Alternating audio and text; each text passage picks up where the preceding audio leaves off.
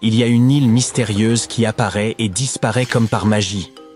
Tout comme le chat de Schrödinger, l'île de Schrödinger existe et n'existe pas tout à la fois. Officiellement, elle s'appelle Sandy Island, et elle est bien apparue sur des cartes, mais elle n'a jamais existé dans la réalité.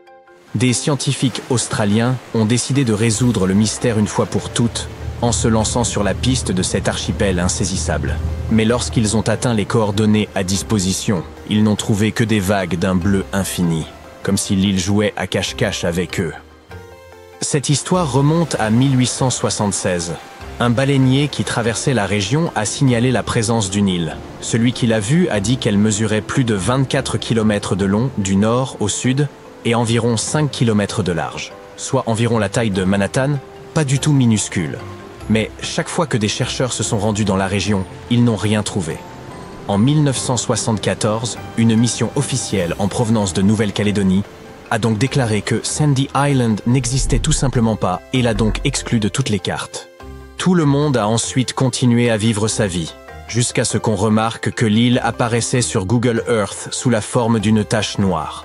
En 2012, une autre expédition australienne se rendit sur place pour essayer d'obtenir une explication. Finalement, ils rédigèrent l'éloge funèbre de l'île perdue et clarifièrent la situation pour tous les curieux. Tout d'abord, au XIXe siècle, la cartographie n'était pas ce qu'elle est devenue par la suite. Il était facile de se tromper dans les coordonnées. Ensuite, il y a le fait que la région est très active sur le plan volcanique. Il est probable que de la lave se soit refroidie et ait créé une sorte de radeau. Imaginons maintenant que le baleinier soit passé par là, qu'il ait vu le radeau volcanique et qu'il ait cru, de loin, qu'il s'agissait d'une île. Ce n'est bien sûr qu'une supposition. Les humains se sont aventurés très loin à travers le monde, et il a pu sembler, à un moment donné, que nous avions exploré les moindres recoins de notre planète. Mais lorsque le mont Lico est apparu sur Google Earth, les scientifiques se sont soudain montrés très enthousiastes. Cette merveille cachée au nord du Mozambique n'est pas une forêt tropicale ordinaire. Elle est nichée à l'intérieur d'un volcan. Déterminés à confirmer l'existence de cette forêt mystérieuse, les experts ont réuni une équipe de scientifiques et de spécialistes de haut niveau, venus du monde entier. Le voyage jusqu'au mont Lico n'a pas été de tout repos. Une impressionnante ascension rocheuse verticale se dressant entre eux et la forêt. Mais après 6 années de planification et de préparation, ils étaient fin prêts à relever le défi. Une fois sur place, ils ont constaté que le site était encore plus beau qu'ils ne l'avaient imaginé. L'endroit ressemblait à un jardin parfaitement entretenu. La forêt semblait unique, très différente des autres forêts tropicales. Il y avait des chenilles incroyablement grosses et d'aspect dangereux. Et ils ont même trouvé des pots anciens et des preuves d'un écosystème humain intact. Oh! Terra Incognita signifie terre inconnue. L'un des plus grands territoires inconnus mais en cours de dévoilement est celui qui se trouve sous la calotte glaciaire de l'Antarctique. Sous la surface enneigée se cache un monde entièrement nouveau, avec des canyons, des cours d'eau et des lacs que les scientifiques travaillent actuellement à cartographier. On ne peut s'empêcher de se demander s'il y a vraiment de l'eau liquide sous la surface gelée de l'Antarctique. Oui, c'est bien possible. L'eau peut exister à l'état liquide grâce à la pression, et aussi grâce à la chaleur qui émane de l'intérieur de la Terre. Ainsi, nous trouvons des merveilles, comme le célèbre lac Vostok. On ne le voit pas, mais le lac Vostok se trouve juste ici. Situé dans l'Antarctique de l'Est, il se trouve sous 4 km de glace épaisse. Cet immense lac a une superficie d'environ 12 500 km². Nous n'avons pu le découvrir qu'à l'aide de technologies de pointe telles que les sondes sismiques et les radars. Selon les scientifiques, il est probable que ce lac existe depuis une quinzaine de millions d'années. Le Bhoutan est connu pour être, entre autres, le pays le plus heureux de toute l'Asie. Mais il a longtemps gardé un trésor caché, l'une des plus hautes montagnes non escaladées du monde, le Gangkhar Puensum. Pour info, le Bhoutan est enchâssé dans les glorieuses montagnes de l'Himalaya. Les amateurs d'escalade ont donc été très enthousiastes lorsqu'ils ont découvert une montagne encore vierge. Imaginez que vous soyez la première personne à gravir un sommet inexploré. Cela vous garantirait certainement une place dans le livre Guinness des records. C'est une loi bhoutanaise qui a longtemps préservé cette montagne. Pour les habitants de la région, son sommet est un site sacré, entouré de mystères et de légendes. Selon l'une de leurs croyances, le caractère sacré de l'ascension d'une montagne ne réside pas dans le fait d'atteindre son sommet, mais dans le fait de communier véritablement avec la nature. il faut admettre que les Occidentaux voient les choses autrement. Si vous vous trouvez dans l'État de New York, ne manquez pas de visiter l'Aglo General Store. Il vous faudra circuler quelque temps dans les Catskills, mais vous finirez par trouver ce magnifique et grandiose rien du tout. Aglo est l'une des villes de papier les plus célèbres d'Amérique, c'est-à-dire une fausse ville. Mais son histoire est différente de celle de Sandy Island. La ville d'Aglo n'a jamais existé, et ce n'était pas une erreur. Les cartographes ont une vieille méthode pour empêcher le plagiat. Ils ajoutent de fausses villes à leurs cartes pour savoir si quelqu'un a copié leur travail. Ce à quoi ils ne s'attendaient pas, c'est que cette pratique dégénère complètement. On raconte qu'un jour, dans une station-service, un homme a acheté une carte sur laquelle figurait la ville d'Aglo. Cette personne a ensuite décidé d'ouvrir un magasin à cet endroit et de l'appeler l'Aglo General Store. Selon la rumeur, ce propriétaire aurait été poursuivi en justice par les auteurs de la carte. Quoi qu'il en soit, tout ça a duré quelques années, puis c'est devenu un sujet de plaisanterie nationale. Des Américains viennent de tous les coins du pays pour prendre une photo du panneau de bienvenue de la fausse ville. Et puis, il y a l'île de Bermeja, située dans le golfe du Mexique. Cette île bizarre apparaît sur de nombreuses cartes des XVIe et XVIIe siècles. Elle a probablement été dessinée par des explorateurs espagnols. Bien sûr, son emplacement exact varie d'une carte à l'autre. Son nom même apparaissait parfois sous une forme différente, Bermeja. Mais on était pourtant sûr de son existence. L'île de Bermeja est apparue pour la dernière fois sur une carte mexicaine de 1921, et puis, pouf, elle a disparu définitivement. Les gens ont commencé à se poser des questions. L'île avait-elle coulé? Avait-elle été détruite? En 2009, 3 missions officielles ont été lancées à la recherche de l'île. Des technologies de pointe ont été utilisées pour explorer les fonds marins mexicains, mais Bermeja restait introuvable. Les chercheurs ont alors échafaudé quelques hypothèses. Penchons-nous sur l'une d'entre elles. L'île aurait été inventée par des explorateurs de l'époque pour tromper leurs ennemis dans leur quête de terres et de trésors. Cela semble plausible. Jetons un coup d'œil à Rio de Janeiro. Autrefois, la ville regorgeait de territoires informels. Ces lieux sont connus sous le nom de bidonvilles ou favelas.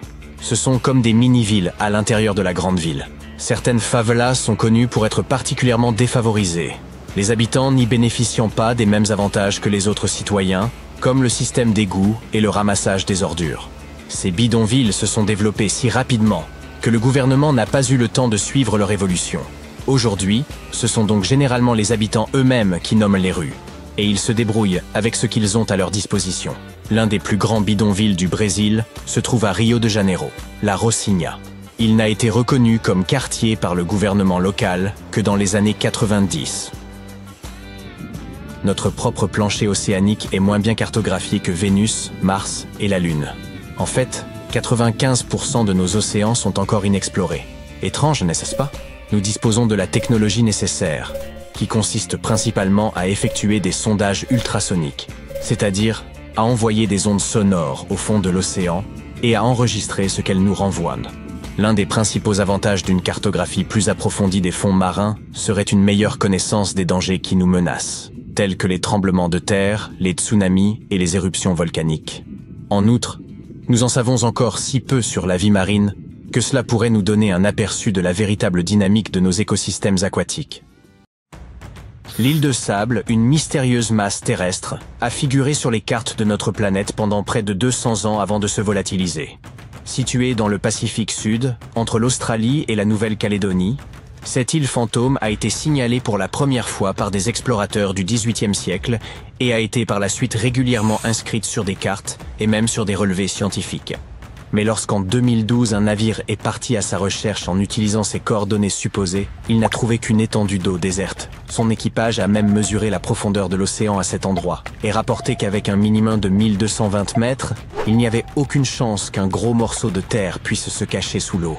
Pour rendre les choses encore plus étranges, lorsque l'on consulte les coordonnées exactes de l'île sur Google Earth, ces faibles contours, qui dessinent une terre longue et mince, sont toujours bien visibles, sans qu'aucune masse terrestre ne soit pourtant présente dans la réalité. Certains ont avancé de probables erreurs de cartographie, mais le mystère de cette île qui est parvenue à tromper le monde pendant des siècles n'est toujours pas résolu à ce jour. En parlant d'îles mystérieuses, plongeons-nous maintenant dans l'énigme de Hashima. Située au large de Nagasaki, au Japon, cette petite île était autrefois un site d'extraction de charbon très actif, où vivaient travailleurs et familles. Mais lorsque, dans les années 70, la demande en charbon a décliné, l'île a été abandonnée, ses habitants laissant derrière eux une inquiétante ville fantôme. Aujourd'hui, Hashima est un lieu sinistre et silencieux, avec des bâtiments en béton qui s'écroulent et une végétation envahissante. Si vous êtes assez courageux, vous pouvez en faire la visite virtuelle à l'aide de Google Earth. Mais il y a certains endroits que les cartes numériques ne permettent pas de bien observer, comme les îles Ward, en Australie. Si vous recherchez les coordonnées de ces îles, vous constaterez qu'il existe de nombreuses zones d'ombre près de la côte. Cela a donné lieu à toutes sortes de spéculations sur Internet. Les gens se sont demandé ce qui pouvait bien se cacher sous la surface. S'agit-il d'un simple problème technique, ou se pourrait-il que la nature ait quelque chose d'inhabituel en ces lieux? Nous n'avons toujours pas de réponse concrète concernant ces ombres étranges. Mais il convient de mentionner que cette région fait partie d'une zone naturelle protégée. Elle y abrite notamment le lion de mer australien et l'otarie à fourrure de Nouvelle-Zélande. Ces zones d'ombre pourraient donc faire partie d'un plan visant à préserver la faune et, plus généralement, l'environnement de cette région. Restons dans le sujet des îles effrayantes et des lieux abandonnés. Si vous visitez un jour Rio de Janeiro, vous apercevrez peut-être quelque chose d'inquiétant. Des Pères Noël sinistres, des cannes en sucre d'orge abîmées et des toboggans rouillés entourés de palmiers et d'une végétation luxuriante. Il s'agit d'Alba Noël, un parc d'attractions sur le thème de Noël, abandonné et angoissant. Le créateur de ce parc nourrissait de grands rêves, pensant qu'il deviendrait une attraction immense et éclectique, avec différentes zones thématiques. Sa superficie correspond à celle de 460 terrains de football. Les travaux ont commencé en 2000, mais l'endroit a fermé quelques années plus tard après le décès tragique de son créateur dans un accident de voiture, à quelques mètres seulement de l'entrée du parc. Aujourd'hui, les attractions cèdent peu à peu à la rouille. On se croirait vraiment dans un film de science-fiction. Mais ces anneaux multicolores se trouvent bel et bien sur Terre, dans le parc national de Yellowstone, pour être exact. Avec un diamètre de 113 mètres, il s'agit de la plus grande source d'eau chaude des États-Unis et de la troisième plus grande au monde. Toutes ces couleurs proviennent de divers types de bactéries qui forment comme un véritable filtre thermographique. Chaque type de bactérie se développe à des températures différentes, et leurs couleurs reflètent les niveaux de chaleur dans les différentes parties de la source. Notre prochaine étape est l'Italie, où se trouve la Villa de Vecchi, également connue sous le nom de Maison Rouge ou de Manoir Fantôme. Pour chaque manoir fantôme, il existe une légende urbaine. Bien que rien de ce que nous allons dire ne soit confirmé, l'histoire est tout de même assez intéressante, et carrément bizarre. Construite au milieu du 19e siècle par le comte Félix de Vecchi, cette résidence d'été autrefois grandiose est un jour devenue le théâtre d'une tragédie. La femme du comte est décédée dans des circonstances mystérieuses et sa fille a disparu pour ne plus jamais être revue. Dévasté, le comte aurait passé le reste de sa vie à chercher des réponses. Au fil des ans, le manoir est tombé en ruine et les légendes ont alimenté sa réputation de lieu hanté. Certains racontent avoir entendu des bruits étranges ou vu des silhouettes fantomatiques, tandis que d'autres parlent de rituels singuliers qui s'y seraient déroulés. Bien que délabrée et envahie par la végétation, la villa de Vecchi reste populaire auprès des curieux que les histoires étranges intriguent. Après avoir exploré ces mystérieux édifices désertés, rendons-nous dans un endroit où les forces de la nature ont laissé une empreinte considérable, le cratère Barringer dans l'Arizona. Ce site s'est formé en un instant, il y a environ 50 000 ans, lorsqu'une grosse météorite de fer et de nickel a percuté la Terre. Mesurant un peu moins de 1200 mètres de diamètre et 170 mètres de profondeur, ce cratère est l'un des sites d'impact les mieux préservés au monde. Lorsqu'on se tient au bord, on peut presque imaginer la force incroyable de la collision qui a anéanti tout ce qui se trouvait alentour. Aujourd'hui, le cratère Barringer est un site géologique fascinant qui attire nombre de scientifiques et de visiteurs. Vue sur Google Earth, cette région du Niger semble effrayante. Des espèces de dômes de verre y parsèment le paysage, comme s'il s'agissait d'une colonie interplanétaire. En réalité, il s'agit d'une illusion. Ces dômes sont en fait de petites fosses semi-circulaires appartenant au projet Just Dig It. On appelle cela des talus à eau ou sourires de terre et on les creuse pour capter l'eau de pluie et restaurer les terres sèches et appauvries. Il s'agit d'une méthode simple mais géniale qui permet de redonner vie à des zones touchées par la désertification. En retenant l'eau, Ces structures permettent à la végétation de repousser, de rafraîchir la terre et de faire revivre les écosystèmes. Vous avez probablement entendu parler des célèbres lignes de Nazca au Pérou, n'est-ce pas? Il s'agit d'immenses géoglyphes anciens, gravés dans le désert, et représentant des araignées, des singes et des colibris. Récemment, une figure similaire est apparue et a fait le tour de l'Internet. Cette nouvelle figure, située au sommet d'une montagne, ressemble beaucoup à un sanglier. Bien qu'il soit super cool de trouver un nouveau géoglyphe potentiel, le manque d'informations concrètes et les bords peu nets laissent penser qu'il pourrait simplement s'agir d'une formation naturelle. Cela n'en reste pas moins intriguant. Mais si vous descendez vers le sud, au Chili, vous trouverez un véritable géoglyphe. Il s'agit du géant d'Atacama, qui mesure environ 119 mètres. Ce dessin d'apparence amusante représenterait une figure spirituelle ou un dieu. Nous n'avons pas de certitude quant à sa signification, mais les experts pensent que ce dessin aurait pu servir de calendrier astronomique. Les points situés sur le dessus et les côtés de la tête indiqueraient les saisons en fonction de leur alignement avec la Lune. En explorant Google Earth, vous découvrirez peut-être aussi de mystérieuses épaves, comme celle du MV Placey en Irlande. Ce navire a connu un destin tragique en 1960, lorsqu'une forte tempête et des vents violents l'ont fait s'échouer à Finis Rock avec un trou dans le fond de sa coque. L'eau a commencé à s'engouffrer par le bas. Après avoir crié et couru dans tous les sens, l'équipage a réussi à évacuer le navire. Aujourd'hui, son épave se trouve toujours à Finis Rock. C'est aujourd'hui une attraction très populaire. Vous pouvez toujours voir sa coque qui se désagrège avec le temps, ce qui rend la scène encore plus saisissante. Voici pour finir un sujet intéressant en rapport avec le Titanic. Il est vrai que ce navire se trouve à 3960 mètres de profondeur et qu'il n'est donc pas possible de le voir avec des caméras satellites. Mais si vous tapez ces coordonnées dans Google Earth, vous trouverez l'endroit où a eu lieu ce célèbre naufrage. Et ce n'est pas si effrayant que ça. On ne voit qu'une vaste étendue d'eau bleue. Mais il est tout de même intéressant de constater à quel point le navire était loin de tout lors de cette nuit tragique que le monde n'a jamais oubliée. Tu te rends sur l'île de Queimada Grande, l'une des plus dangereuses du monde. Là-bas, tu te retrouves au milieu d'une forêt tropicale. Il y a d'énormes rochers et des plaines herbeuses. Ce lieu abrite des oiseaux, des sauterelles, ainsi que des cafards géants, mais aussi un autre animal. Et c'est à cause de celui-ci que l'île a acquis sa sinistre réputation. Il y a des serpents et en très grand nombre. En si grand nombre que l'endroit est également connu sous le nom de l'île aux serpents. Pourras-tu y survivre ? Située à seulement 32 km de la côte du Brésil, l'île a une superficie de 43 hectares. Elle a probablement été coupée du continent lors de la dernière période glaciaire. Pour cette raison, les serpents se sont retrouvés séparés de la plupart des autres espèces animales. Ils y ont vécu sans aucun rivaux, disposant de sources de nourriture quasi illimitées. Dans un espace aussi restreint, on compte jusqu'à 4000 serpents, ce qui représente un serpent par mètre carré. Il serait donc bien difficile de ne jamais croiser l'une de ces créatures sur cette île.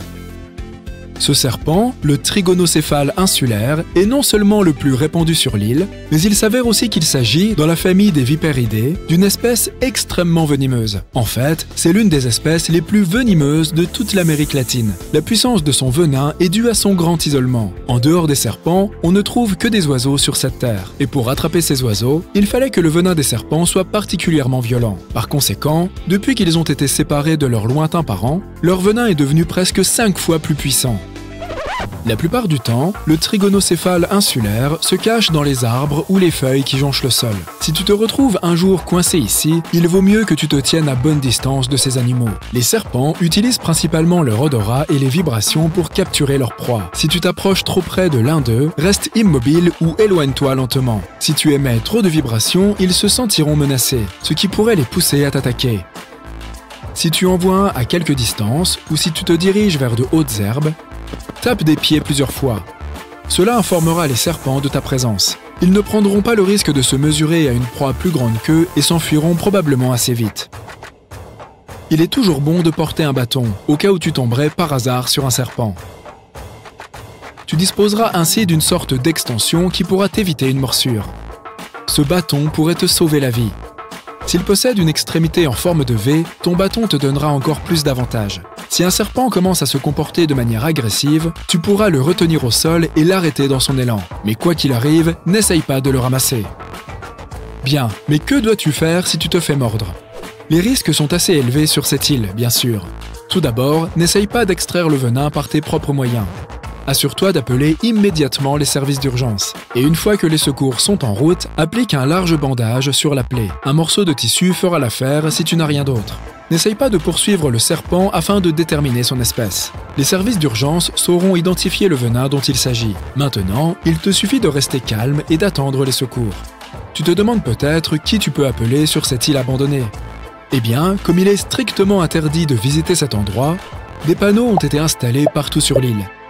Tu y trouveras un numéro que tu peux appeler si tu as des problèmes. Mettons maintenant que tu aies réussi à éviter de te faire mordre. Que vas-tu pouvoir manger sur place? Queimada, en portugais, signifie brûlage ou feu de forêt, et ce nom a une histoire. En effet, l'île tout entière a été délibérément incendiée pour permettre la création d'une plantation de bananes. Malheureusement, les affaires n'ont pas aussi bien marché que les entrepreneurs l'espéraient. Sans doute parce que les serpents n'ont pas laissé les cultivateurs travailler en paix. Mais certains bananiers continuent encore aujourd'hui de pousser et ils t'apporteront les nutriments dont tu as tant besoin. Il te faudra aussi faire le plein de protéines lors de ton séjour. Heureusement, en plus des serpents, cette île abrite aussi des cafards. Ces cafards géants, à l'allure préhistorique, sortent la nuit pour se nourrir de plantes. Alors, allume ton barbecue et profite de ce mets rare. Mais le meilleur moyen de survivre à cette île est encore de l'éviter à tout prix.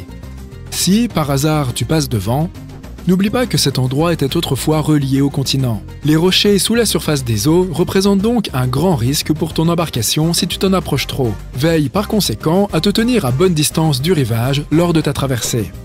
Bien sûr, l'île est des plus intrigantes, mais n'oublie pas que quelle que soit la distance à laquelle tu t'approches de ces terres, tu ne pourras pas voir les serpents depuis ton bateau. Tu n'apercevras ces créatures que si tu accostes, ce qui est absolument déconseillé. Car ce ne sont pas seulement les reptiles qui rendent cet endroit dangereux. Des pirates visitent cette île assez régulièrement. Pas les pirates à jambes de bois qui chantent en comptant leurs pièces d'or, mais ceux qu'on nomme les biopirates, qui viennent là pour capturer l'animal qui rend l'île si dangereuse. Ils viennent pour les serpents, afin de les attraper et de les vendre sur le marché noir. Depuis que l'île a été coupée du monde il y a environ 11 000 ans, le trigonocéphale insulaire a évolué dans son propre habitat. Donc, bien que le nombre de ces reptiles soit élevé dans ces lieux, l'espèce est aujourd'hui considérée comme menacée. Et en raison de leur rareté, leur valeur est très grande. Ils se vendent pour des sommes proches de 30 000 € sur les marchés clandestins, ce qui bien sûr donne aux biopirates la motivation nécessaire pour se rendre sur cette île. Il y a quand même des façons plus simples de gagner sa vie. Enfin, disons que tu as toutes les ressources nécessaires pour survivre dans l'un des endroits les plus dangereux au monde. Penses-tu que tu parviendrais à réaliser cet exploit? Tu penses peut-être que c'est impossible? Tu seras surpris de savoir qu'en réalité, c'est parfaitement faisable, si tu sais ce que tu fais. De nombreuses personnes ont déjà visité cet endroit effrayant. Des équipes de scientifiques s'y rendent souvent. Ils étudient le trigonocéphale insulaire, son environnement et ses sources de nourriture à des fins de conservation. Mais les chercheurs s'assurent toujours qu'il y ait un médecin dans l'équipe. Il existe aussi un phare sur l'île des Serpents. Il a été exploité jusque dans les années 1920. Puis on l'a automatisé. Tu devines facilement pourquoi. Les autorités brésiliennes visitent ce phare une fois par an pour s'assurer qu'il fonctionne toujours correctement. Les habitants du continent connaissent la réputation de l'île. Alors, les histoires de personnes qui y auraient disparu sont plutôt rares. Mais un groupe de pêcheurs s'est un jour approché trop près de son rivage. Alors qu'ils suivaient leur itinéraire habituel, ils se sont accidentellement trop approchés de la côte. Leur bateau a heurté un récif sous les vagues et a commencé à se remplir d'eau. Comme le bateau coulait rapidement, les hommes ne disposaient plus que de deux options. Tenter de survivre dans la mer agitée ou nager jusqu'aux plages de l'île aux serpents. C'était évidemment un choix difficile. Après tout, ils avaient entendu toutes les histoires. Et ce n'est pas seulement les serpents qui les effrayaient. Une légende disait que l'île était maudite. Mais sans se préoccuper de ces contes à dormir debout, les pêcheurs ont choisi de tenter leur chance sur l'île de Queimada Grande. Après avoir atteint le rivage, ils se sont efforcés d'être prudents. Leur connaissance de l'île pouvait les aider à survivre. Plus important encore, ils savaient qu'il fallait à tout prix éviter la forêt tropicale. Lorsque les hommes ont commencé à avoir faim, ils se sont prudemment dirigés vers la lisière de la forêt afin de cueillir des bananes. Mais ils ont passé le reste de leur temps à attendre les secours, assis tranquillement afin de conserver leur énergie. Ils ne pouvaient boire de l'eau que lorsqu'il pleuvait. Cela suffisait à peine pour qu'ils restent en vie. Ils dormaient sur la plage, sans protection contre les éléments. Et pourtant, ils étaient si proches du phare et des grottes. Ils se montraient extrêmement prudents. Mais c'était soit endurer un certain inconfort, soit risquer leur vie pour un lit au sec. Ils n'ont pas cédé à la tentation. Ils ont réussi à survivre 3 jours durant, sans qu'aucun d'eux ne se fasse mordre par un serpent. Après ça, un bateau les a finalement secourus. Voilà, maintenant tu sais que tout est possible. Tu te trouves sur un bateau quand tu remarques de l'écume à proximité. On dirait qu'un énorme navire vient de couler à cet endroit, mais tu ne vois là aucun débris. De la vapeur s'élève au-dessus de l'eau et de grosses bulles apparaissent à la surface. Au bout de quelques minutes, tu vois un petit morceau de terre émerger juste sous tes yeux. Il libère des flammes et de la lave. Des millions de litres d'eau s'évaporent de la bouche du volcan. Terrifié, tu t'éloignes de cet endroit. Pendant les 3 prochaines années, le petit îlot couvert de volcans sortira lentement de l'eau. Chaque jour, il entrera en éruption et emplira le ciel de cendres noires. Lorsque la cendre se déposera, elle se mélangera à l'eau pour former un rivage. Cette éruption a duré 3 ans. Et finalement, en 1967, l'île de Surtsey, sur la côte sud de l'Islande, était entièrement formée. Surtsey est l'une des rares îles qui est émergée des profondeurs jusqu'à la surface de la mer. Mais il est presque impossible d'y accéder. L'île possède un écosystème unique. Et les chercheurs veulent découvrir comment il va se développer sans influence humaine. Seules quelques personnes au monde ont la permission de se promener sur cette île. Depuis de nombreuses décennies, les esprits sont préoccupés par le mystère de l'île de Pâques. Un morceau de terre volcanique isolé, loin dans l'océan Pacifique. Mais notre planète abrite des milliers d'îles solitaires de ce genre.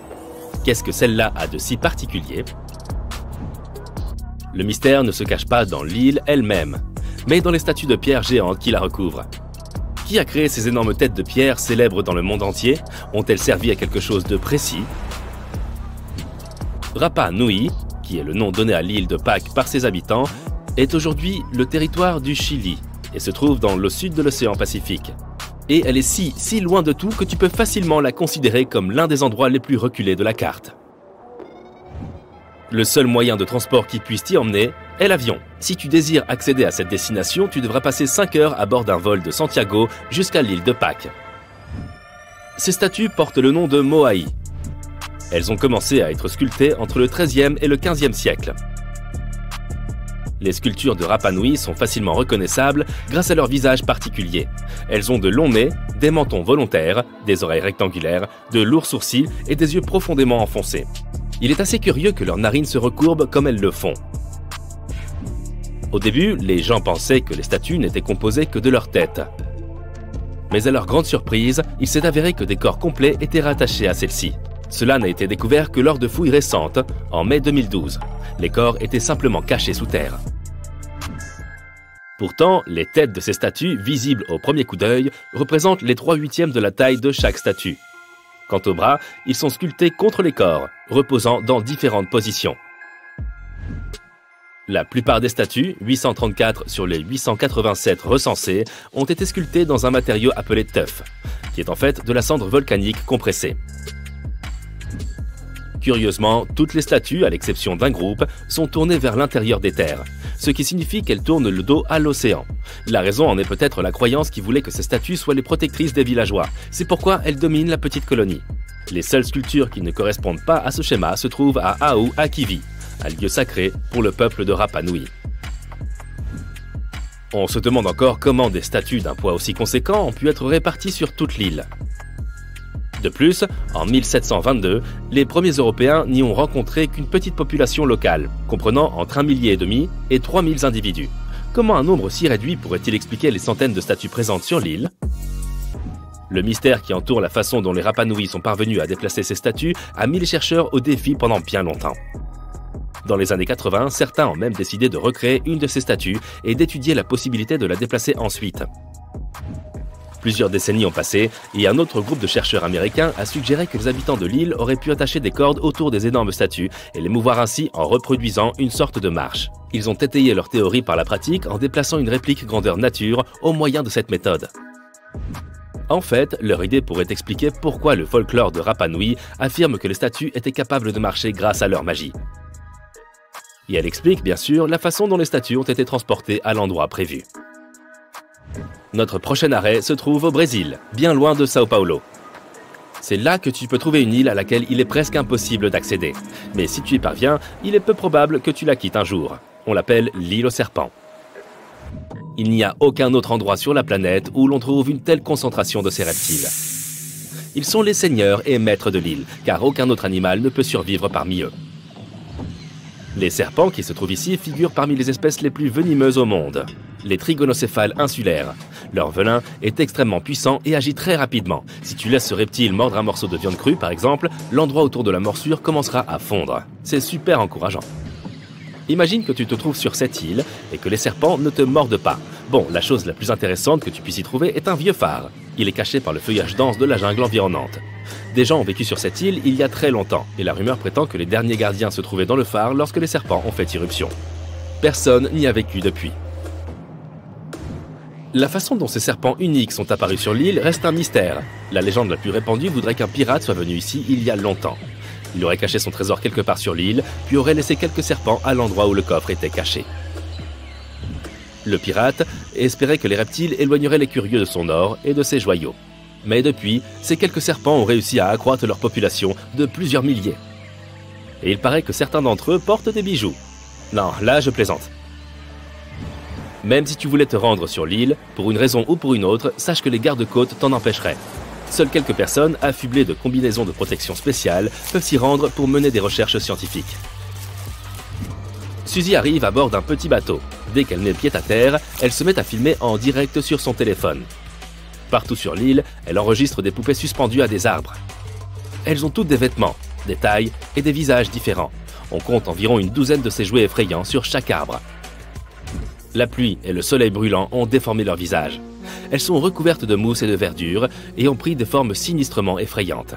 Il y a des rumeurs selon lesquelles elles prendraient vie la nuit. Tu veux vérifier ? Écrit l'un des abonnés. Pas de problème, rétorque Suzy. Le soleil descend sous l'horizon et l'obscurité s'abat sur la forêt. Suzy se promène parmi les arbres.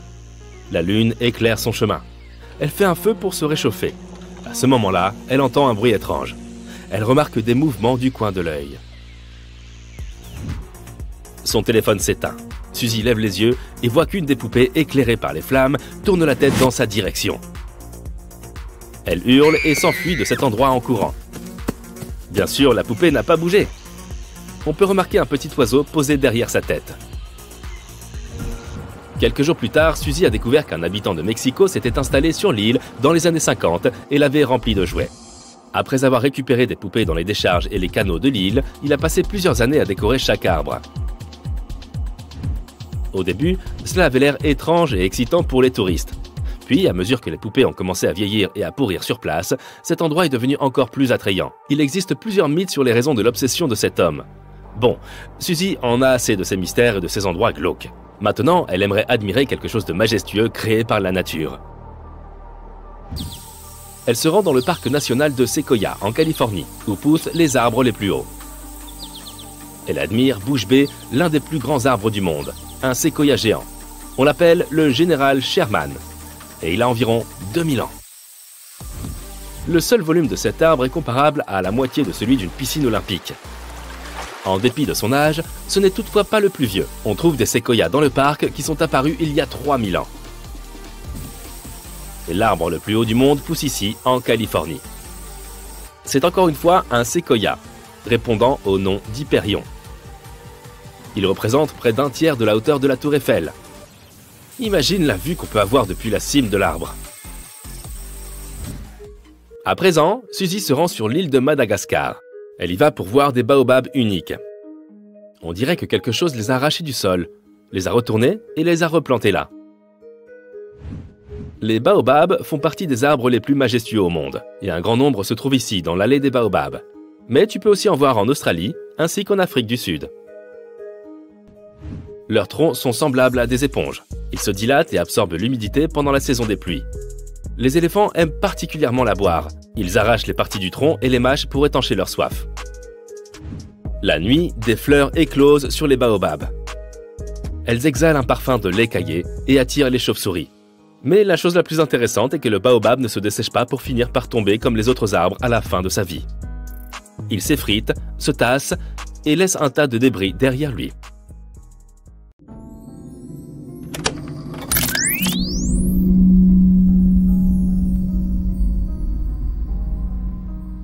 Vous l'entendez?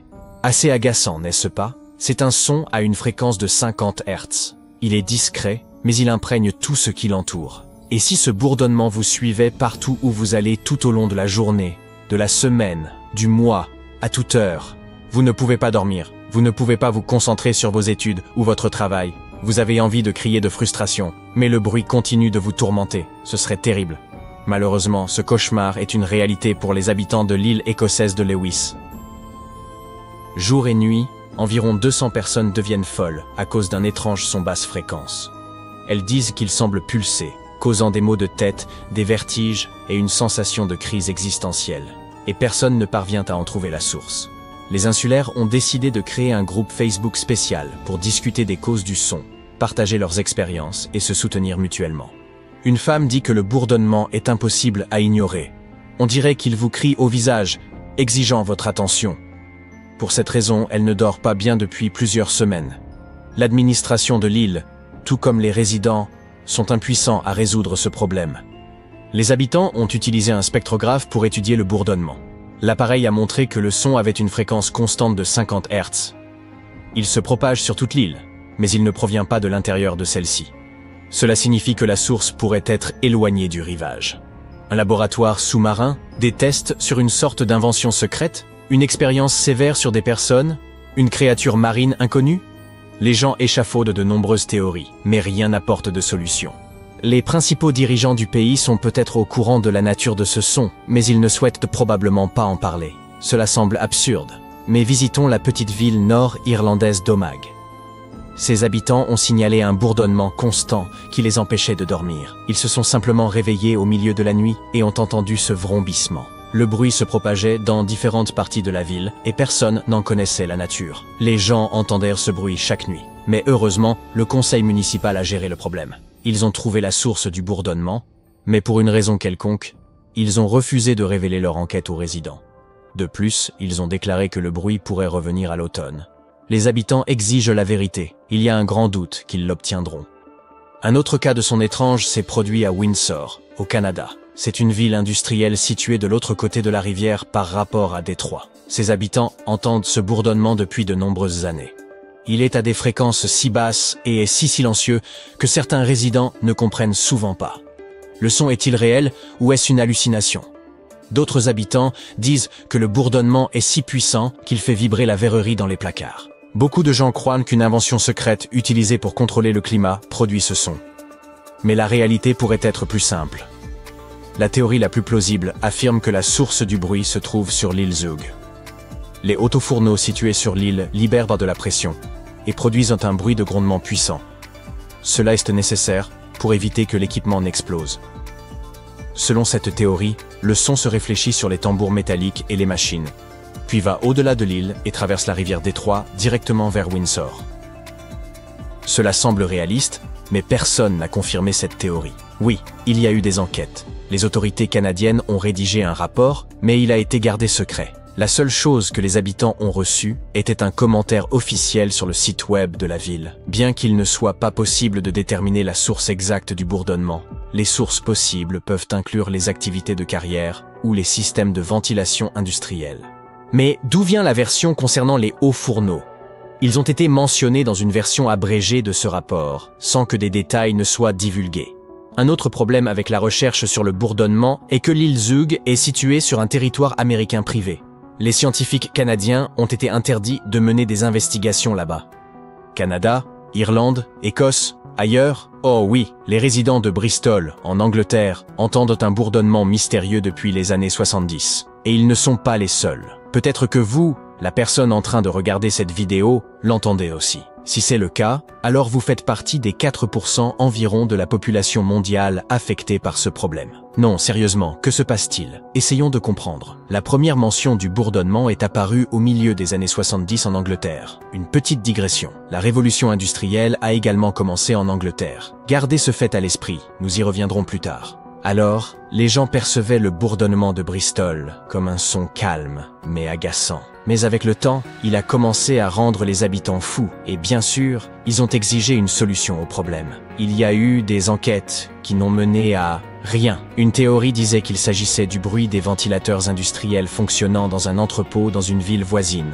Mais l'entrepôt est fermé depuis longtemps et le bourdonnement est toujours là. En 2015, des scientifiques ont suggéré que les vagues océaniques pourraient être à l'origine de ce son agaçant. Lorsqu'elles entrent en collision avec des crêtes et des panaches continentaux, elles libèrent une onde sonore. Blablabla. C'est trop tiré par les cheveux. D'autres scientifiques ont proposé que les vibrations causées par les éruptions volcaniques et les tremblements de terre soient à la raison de tout cela. Cela ne semble pas non plus plausible. Environ 8 millions d'éclairs frappent la planète chaque jour. Ces impacts créent une charge électromagnétique. Cette énergie fait résonner l'air entre la surface et l'ionosphère et... non, c'est tout faux. Vagues de la mer, tremblements de terre, éclairs. Sérieusement. Alors pourquoi si peu de gens entendent ce bourdonnement? Non, il doit y avoir autre chose ici. Il existe de nombreuses théories, mais regardez l'ensemble du tableau. Que voyez-vous? En Irlande et au Canada, les informations sur le bourdonnement sont classifiées. Il est apparu en Angleterre dans les années 70 et il n'existe aucun enregistrement antérieur. Que cela nous indique-t-il? La nature du son n'est pas liée à la nature. Cela concerne les gens et la technologie. L'Angleterre est devenue le premier pays industriel. En Angleterre, le son est apparu pour la première fois. Si ce phénomène avait dérangé les gens auparavant, nous aurions trouvé des archives. Mais il n'y a rien. Si les autorités de certaines villes ne fournissent aucune information sur le bourdonnement, cela signifie qu'il pourrait avoir une nature artificielle. Pourquoi cacherait-il des phénomènes naturels? Et si le bourdonnement agaçant était la conséquence de nos avancées technologiques? Usines, voitures, lignes électriques, tours de téléphonie mobile, avions, micro-ondes, centrales électriques, toutes ces choses obstruent l'air avec des ondes sonores. Il est possible que toutes ces choses provoquent le bourdonnement, mais seuls certains d'entre vous peuvent l'entendre. Écoutez attentivement, peut-être y a-t-il un bourdonnement dans vos oreilles également. Mais ne paniquons pas et terminons notre vidéo sur une note plus positive. Alors que dans certains endroits, le bourdonnement mystérieux rend les gens fous, dans d'autres, il devient la cause d'une véritable célébration. Bienvenue dans la ville côtière de Sausalito, dans le nord de la Californie ensoleillée et parfois brumeuse. Dans les années 80, un fort bourdonnement est apparu ici, empêchant les gens de dormir. L'enquête a révélé que la cause du bourdonnement était des créatures marines. Des milliers de poissons-globes viennent nager à cet endroit chaque année. Ce sont des poissons capables d'émettre des ondes sonores uniques. L'oreille humaine ne peut pas entendre ce son émis par un seul poisson. Mais s'ils sont des milliers et qu'ils crient en même temps, alors toute une ville peut entendre leur fête. Les ondes sonores sortent de l'eau et se réfléchissent sur les maisons situées à côté du rivage. De là, les ondes se propagent plus loin et peuvent couvrir un vaste territoire. C'est ce qui est arrivé à Sausalito. Une fois que les gens ont compris la nature du son, ils n'ont pas cherché à trouver des solutions pour s'en débarrasser. Ils ont juste décidé de célébrer. Les habitants ont créé le festival annuel du crapaud bourdonnant, où ils s'amusaient et imitaient les sons des poissons. Ils se déguisaient en crapauds, en grenouilles et en d'autres créatures. Malheureusement, le festival a cessé d'exister en 1990 parce que les crapauds ont arrêté de venir en ville. Ils sont partis ailleurs et n'apparaissent que rarement sur la côte. Voilà donc. Le lac Michigan est reconnu comme l'un des plus vastes et énigmatiques lacs d'eau douce des États-Unis. Récemment, dans ses profondeurs, les scientifiques ont mis au jour une découverte inexpliquée. D'immenses cratères circulaires éparpillés au fond du lac. Tout a débuté en 2022, lorsqu'une équipe de chercheurs entreprit de cartographier le fond du lac Michigan et d'y rechercher des épaves. Ils s'attendaient à y trouver un paysage typique fait de rochers ou de bancs de sable. Cependant, ce qu'ils ont aperçu sur leur sonar les a laissés sans voix. Des structures circulaires si parfaites qu'elles semblaient presque défier les lois de la nature. Ces formations se trouvent à environ 150 mètres sous la surface, dans des zones où l'eau devient opaque et insondable. Elles sont impressionnantes par leur taille, mesurant entre 90 et 180 mètres de diamètre, avec une profondeur pouvant atteindre 12 mètres. Et il y en a des dizaines, disposées avec une régularité surprenante, évoquant d'étranges empreintes. Mais l'équipe demeure perplexe quant à leur origine. Puis, en août 2024, le mystère s'est encore épaissi. Grâce à un véhicule télécommandé, les chercheurs ont pu examiner ces structures de plus près. Ils ont ainsi recensé une quarantaine de ces formations, totalement inédites dans l'histoire des Grands Lacs. Quelle pourrait être l'origine de ces cratères? Serait-il possible qu'ils soient les traces d'un ancien événement géologique tombé dans l'oubli? Si tel est le cas, il est intriguant de constater qu'ils soient demeurés intacts, préservés des perturbations au fil du temps. Différentes hypothèses ont émergé. Parmi elles, la possibilité qu'il s'agisse de dolines, ces effondrements soudains de la surface terrestre qui laissent apparaître des cavités béantes. La roche située sous la surface, souvent constituée de calcaire, se dissout lentement sous l'effet de l'eau, ce qui génère des cavités souterraines. Lorsque la surface située au-dessus de ces cavités devient incapable de supporter son propre poids, elle finit par s'effondrer, formant ainsi un trou. Imaginez cela comme lorsque vous enfoncez une paille à travers l'opercule d'une boisson. Les dolines peuvent être des creux modestes ou des cavités gigantesques pouvant atteindre jusqu'à 600 mètres de diamètre. Elles peuvent se former peu à peu ou apparaître brusquement. Parfois, elles sont capables d'engloutir des voitures, voire des bâtiments entiers. Le lac Michigan repose sur un substrat rocheux, composé de calcaire, une roche qui s'érode facilement sous l'action de l'eau. Ce phénomène a déjà été observé dans le lac Huron, où des dolines similaires ont été identifiées. Cependant, cette théorie présente certaines incohérences, pour ne pas dire des failles. Il est ainsi étonnant que toutes ces formations soient aussi imposantes. Et il est inhabituel, voire rare, que des dolines se forment dans le lit d'un lac.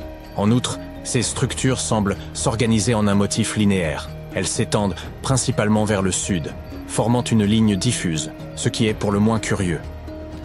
Si ces formations sont réellement des dolines, elles semblent défier les règles de la géologie. Il pourrait également s'agir d'un processus nouveau et inhabituel, encore inconnu, qui se produirait sous la surface du lac. Mais une autre théorie pourrait expliquer ce mystère, celle des glaciers. Les glaciers, véritables fleuves de glace, ont couvert une grande partie de la Terre lors de la dernière ère glaciaire. Leur puissance est prodigieuse. Bien qu'ils avancent lentement, parfois de seulement quelques centimètres par jour, leur poids colossal leur permet de remodeler entièrement des paysages au fil des millénaires. En avançant, les glaciers broient et creusent dans les terrains situés sous eux, tels d'immenses bulldozers naturels. Leur masse, combinée à leur mouvement inexorable, érode tout sur son passage, qu'il s'agisse de roches, de sol ou même du substrat rocheux. Ce processus peut aboutir à la formation de profondes entailles dans la croûte terrestre, appelées vallées glaciaires. Durant l'âge de glace, de nombreux glaciers recouvraient le nord des États-Unis, y compris la région des Grands Lacs. S'ils ont traversé ce qui est aujourd'hui le lac Michigan, il est possible qu'ils aient creusé ces trous profonds. Les glaciers se déplacent généralement de manière relativement rectiligne. En avançant, ils érodent le terrain, mais l'intensité de l'érosion varie en fonction de la nature du substrat rocheux. Par exemple, les zones où la roche est plus tendre ou fracturée sont plus facilement sculptées et comprimées par le glacier, ce qui pourrait expliquer pourquoi certains trous sont plus grands et profonds que d'autres, les substrats rocheux plus durs étant moins affectés. Cependant, cette érosion ne génère généralement que de larges dépressions en forme de croissant, et non de vastes cratères circulaires comme ceux observés dans le lac Michigan. Une fois les glaciers fondus, les grands lacs se sont formés. Si les cratères se sont effectivement le résultat de l'activité glaciaire, il est possible qu'ils aient été submergés, devenant ainsi partie intégrante du lac Michigan. Mais cette théorie reste spéculative et nécessite davantage de preuves. Il existe toutefois une autre dimension à ce mystère. Ces cratères ne sont pas seulement des formations intrigantes. Ils pourraient en réalité renfermer de précieux indices sur les premières formes de vie terrestre. Certaines parties du lac Michigan, notamment les zones sombres, présentent une faible teneur en oxygène. On pourrait les considérer comme une version édulcorée des environnements océaniques profonds, souvent caractérisés par une grande absence d'oxygène. Par exemple, les évents hydrothermaux des grands fonds, des ouvertures sous-marines dans la croûte terrestre, contenant de l'eau chaude et minéralisée, et où l'oxygène est souvent rare. Or, certains organismes prospèrent dans des milieux comme ceux-ci. Par exemple, les Mysidae, de minuscules créatures semblables à des crevettes vivant dans les eaux froides et profondes. Et, à l'image des opossums, Elles possèdent une poche pour transporter leurs petits. Ou encore, les Cotoidea des profondeurs, de petits poissons sédentaires qui prospèrent également dans les lacs froids. Ces créatures sont parfaitement adaptées à la vie dans les eaux sombres et restent généralement proches du fond du lac. On compte aussi d'étranges organismes, tels que les moules quagga invasives, qui s'apparentent à des coquillages. Ce sont de petites moules d'eau douce qui se sont répandues jusque dans les grands lacs. Elles s'accrochent aux surfaces et peuvent causer des problèmes aux écosystèmes en concurrençant les espèces indigènes pour la nourriture et l'espace. Tous ces organismes pourraient en se trouver dans le lac Michigan, et même bien d'autres. Il pourrait se trouver des microbes ou même des bactéries spécialement adaptées à ces conditions extrêmes. Tout comme c'était le cas dans le lac Huron. Il n'y a qu'un petit nombre de créatures capables de survivre profondément à l'intérieur de ces cratères. Et leur étude pourrait nous offrir de précieux indices sur la manière dont la vie a prospéré dans les anciens océans, pauvres en oxygène. C'est précisément dans des environnements similaires que certaines des premières formes de vie se sont épanouies.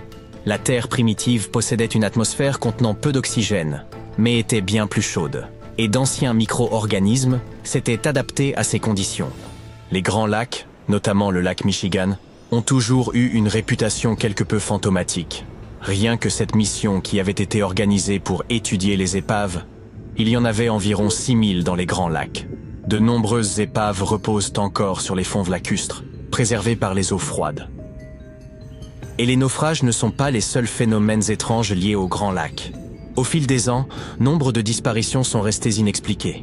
Des bateaux et même des avions volatilisés sans laisser de traces. Les lacs, souvent calmes en surface, peuvent soudain s'avérer dangereux avec des tempêtes imprévisibles et de grandes vagues, menant à ces nombreuses catastrophes. Sans même parler de toutes les choses effrayantes observées là-bas au fil des siècles, comme les lumières fantomatiques au-dessus de l'eau ou des phénomènes météorologiques étranges tels que des brumes inquiétantes qui semblent surgir de nulle part. En 2007, une structure préhistorique ressemblant un peu à Stonehenge a même été découverte dans le lac, bien qu'elle soit beaucoup plus petite. Il se trouvait à environ 12 mètres sous la surface, au cœur de la baie de Grand Traverse. On estime qu'il aurait près de 9000 ans, soit bien plus vieux que Stonehenge.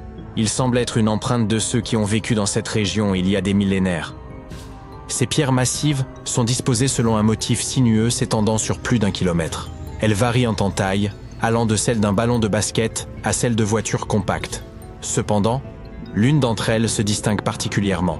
Un rocher mesurant entre 1,10 m et 1,20 m de hauteur pour 1,50 m de large, orné de l'image d'un mastodonte. Une créature qui parcourait la Terre il y a environ 11 000 ans avant de disparaître. Il est probable qu'il se soit enfoncé à cet endroit à la fin de la dernière ère glaciaire, mentionnée un peu plus tôt.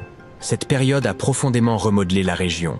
Tandis que cet emplacement est aujourd'hui submergé, il s'agissait à l'époque de terre ferme. Ces pierres semblent donc avoir été créées par les gens qui habitaient dans les lieux, bien que leur fonction reste incertaine. Marquait-elle un terrain de chasse? Ou bien s'agissait-il d'un ancien calendrier? Qui sait? À peine 15% du fond des grands lacs a été exploré. Aujourd'hui, les scientifiques s'apprêtent à mener des recherches beaucoup plus approfondies, tant sur le plan littéral que métaphorique. Ils souhaitent analyser le fond du lac qui entoure ces cratères, dans l'espoir que certains éléments présents dans leur environnement aient pu être à l'origine de leur formation. Ils mènent des initiatives telles que le Lakebed 2030, visant à cartographier l'ensemble du paysage sous-marin. Cela nous permettrait d'en apprendre énormément sur le lac Michigan et le passé de notre planète. Qui sait quels secrets ces eaux sombres pourraient encore nous révéler? D'intrigantes bulles de plasma semblent flotter autour des pyramides de Gizeh. Bien que cela puisse paraître étrange, clarifions immédiatement une chose. Il n'y a rien ici de surnaturel ni d'extraterrestre. Les bulles de plasma représentent des anomalies atmosphériques qui prennent naissance dans une couche spécifique de l'atmosphère terrestre appelée ionosphère. Cette enveloppe invisible entoure notre planète et s'étend sur une altitude approximative de 80 à 650 km, frôlant la limite de l'espace. Dans cette région, le Soleil, véritable fourneau céleste, chauffe les gaz et les transforme en particules électriquement chargées que l'on nomme plasma. Voici l'aspect captivant. Pendant la nuit, notamment près de l'équateur, ces particules subissent des perturbations. Lorsque certaines d'entre elles disparaissent simultanément en grande quantité, cela donne naissance à une bulle de plasma. Imaginez une vaste poche où le plasma est absent ou fortement réduit. Cependant, pour mériter l'appellation de bulle de plasma, le phénomène doit se manifester à une échelle considérable, avoisinant généralement les 100 km de diamètre. Si vous envisagez déjà un voyage en Égypte, jumelles en main pour inspecter les sommets des pyramides, sachez que ces bulles de plasma sont invisibles à l'œil nu. Elles se forment bien au-dessus de nos têtes. Hors de portée de notre vue, les scientifiques doivent recourir à des instruments spécialisés, tels que le radar ionosphérique de haute latitude, l'ARID, pour les détecter. Cet équipement de pointe permet d'étudier en temps réel le déplacement et la formation des bulles de plasma, un processus qui peut, par ailleurs, être déclenché par des tempêtes solaires. Cela nous conduit à novembre 2023, moment où une tempête solaire remarquable s'est produite. Sur une échelle de gravité allant de 1 à 5, cet événement a été classé G3, correspondant à une intensité forte. Les tempêtes solaires résultent des taches solaires, des zones plus sombres et plus fraîches à la surface du Soleil, qui émettent d'intenses bouffées d'énergie dans l'espace. Ces éruptions ont engendré plusieurs tempêtes géomagnétiques sur Terre. Bien que cela puisse évoquer des scénarios catastrophiques, l'impact sur notre quotidien a été relativement limité. En réalité, ce fut une excellente nouvelle pour les passionnés d'astronomie, car la tempête solaire a donné naissance à des aurores spectaculaires, visibles jusqu'en Grèce et en Turquie.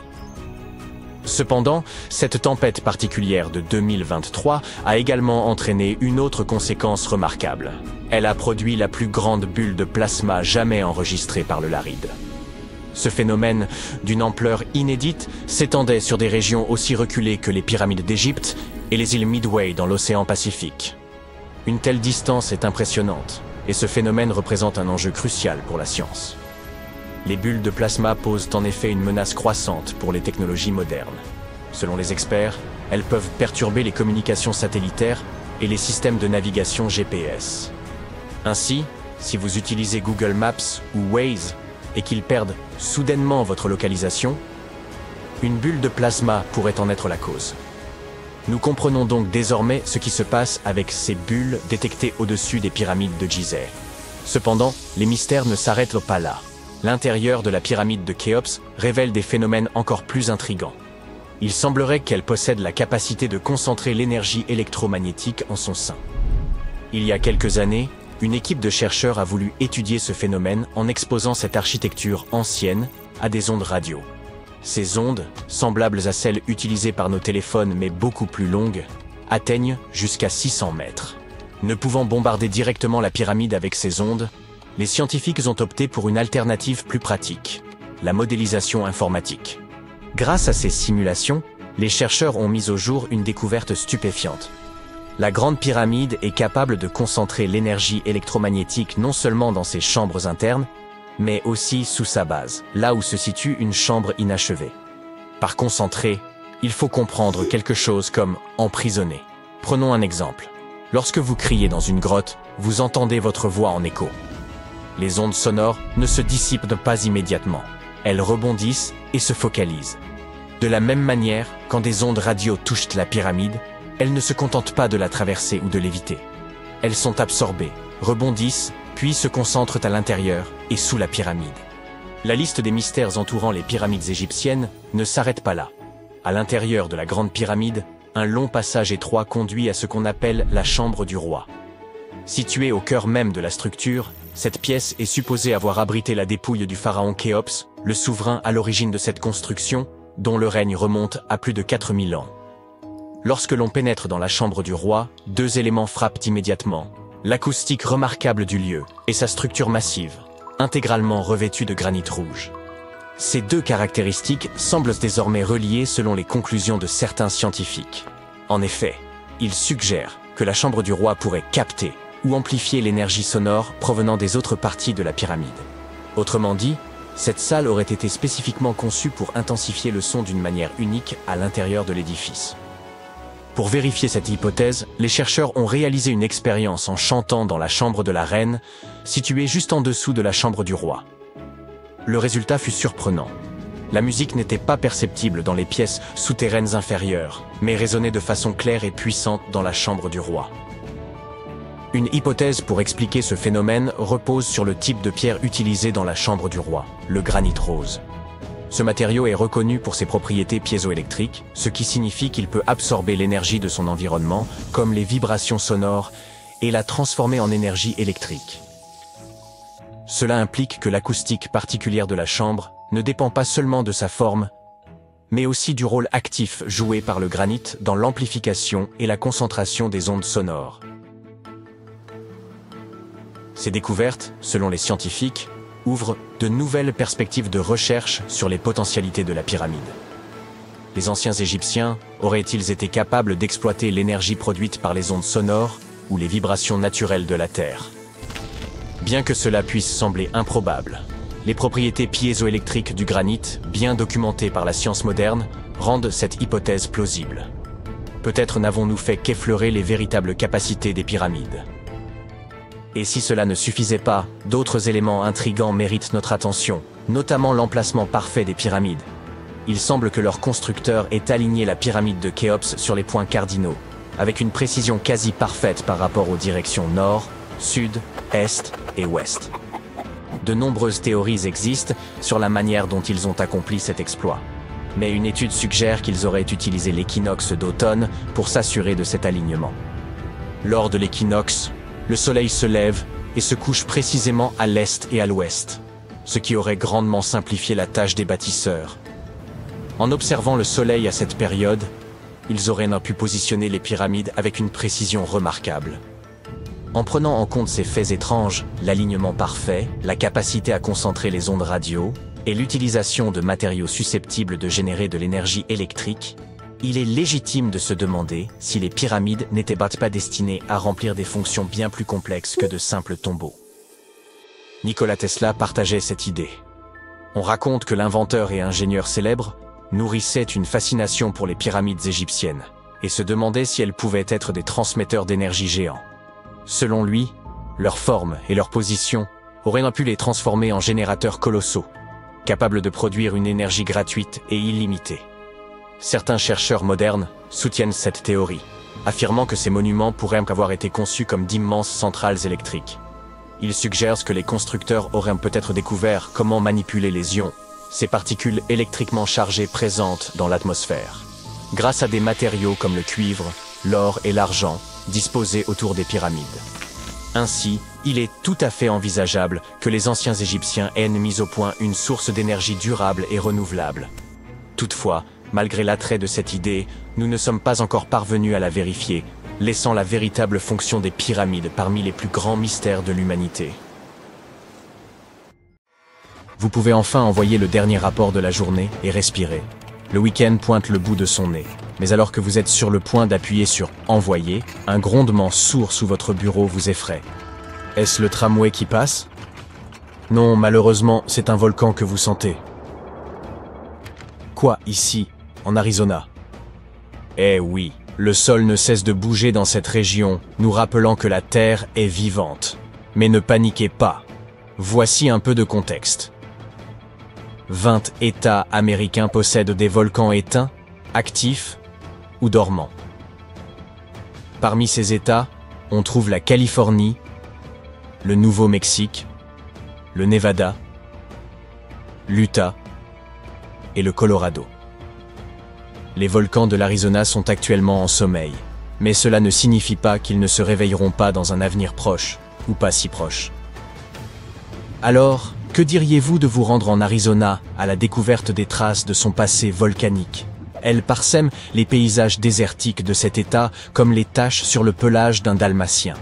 Il existe des champs volcaniques entiers au sud-ouest de Phoenix, à l'est de Douglas, près de Flagstaff, au nord de Kingman et près de la frontière mexicaine. Le plus inquiétant, c'est que bien que ces champs ne soient pas actifs actuellement, des éruptions se produisent dans cette région tous les 1000 ans environ. Et il semble que le temps soit écoulé.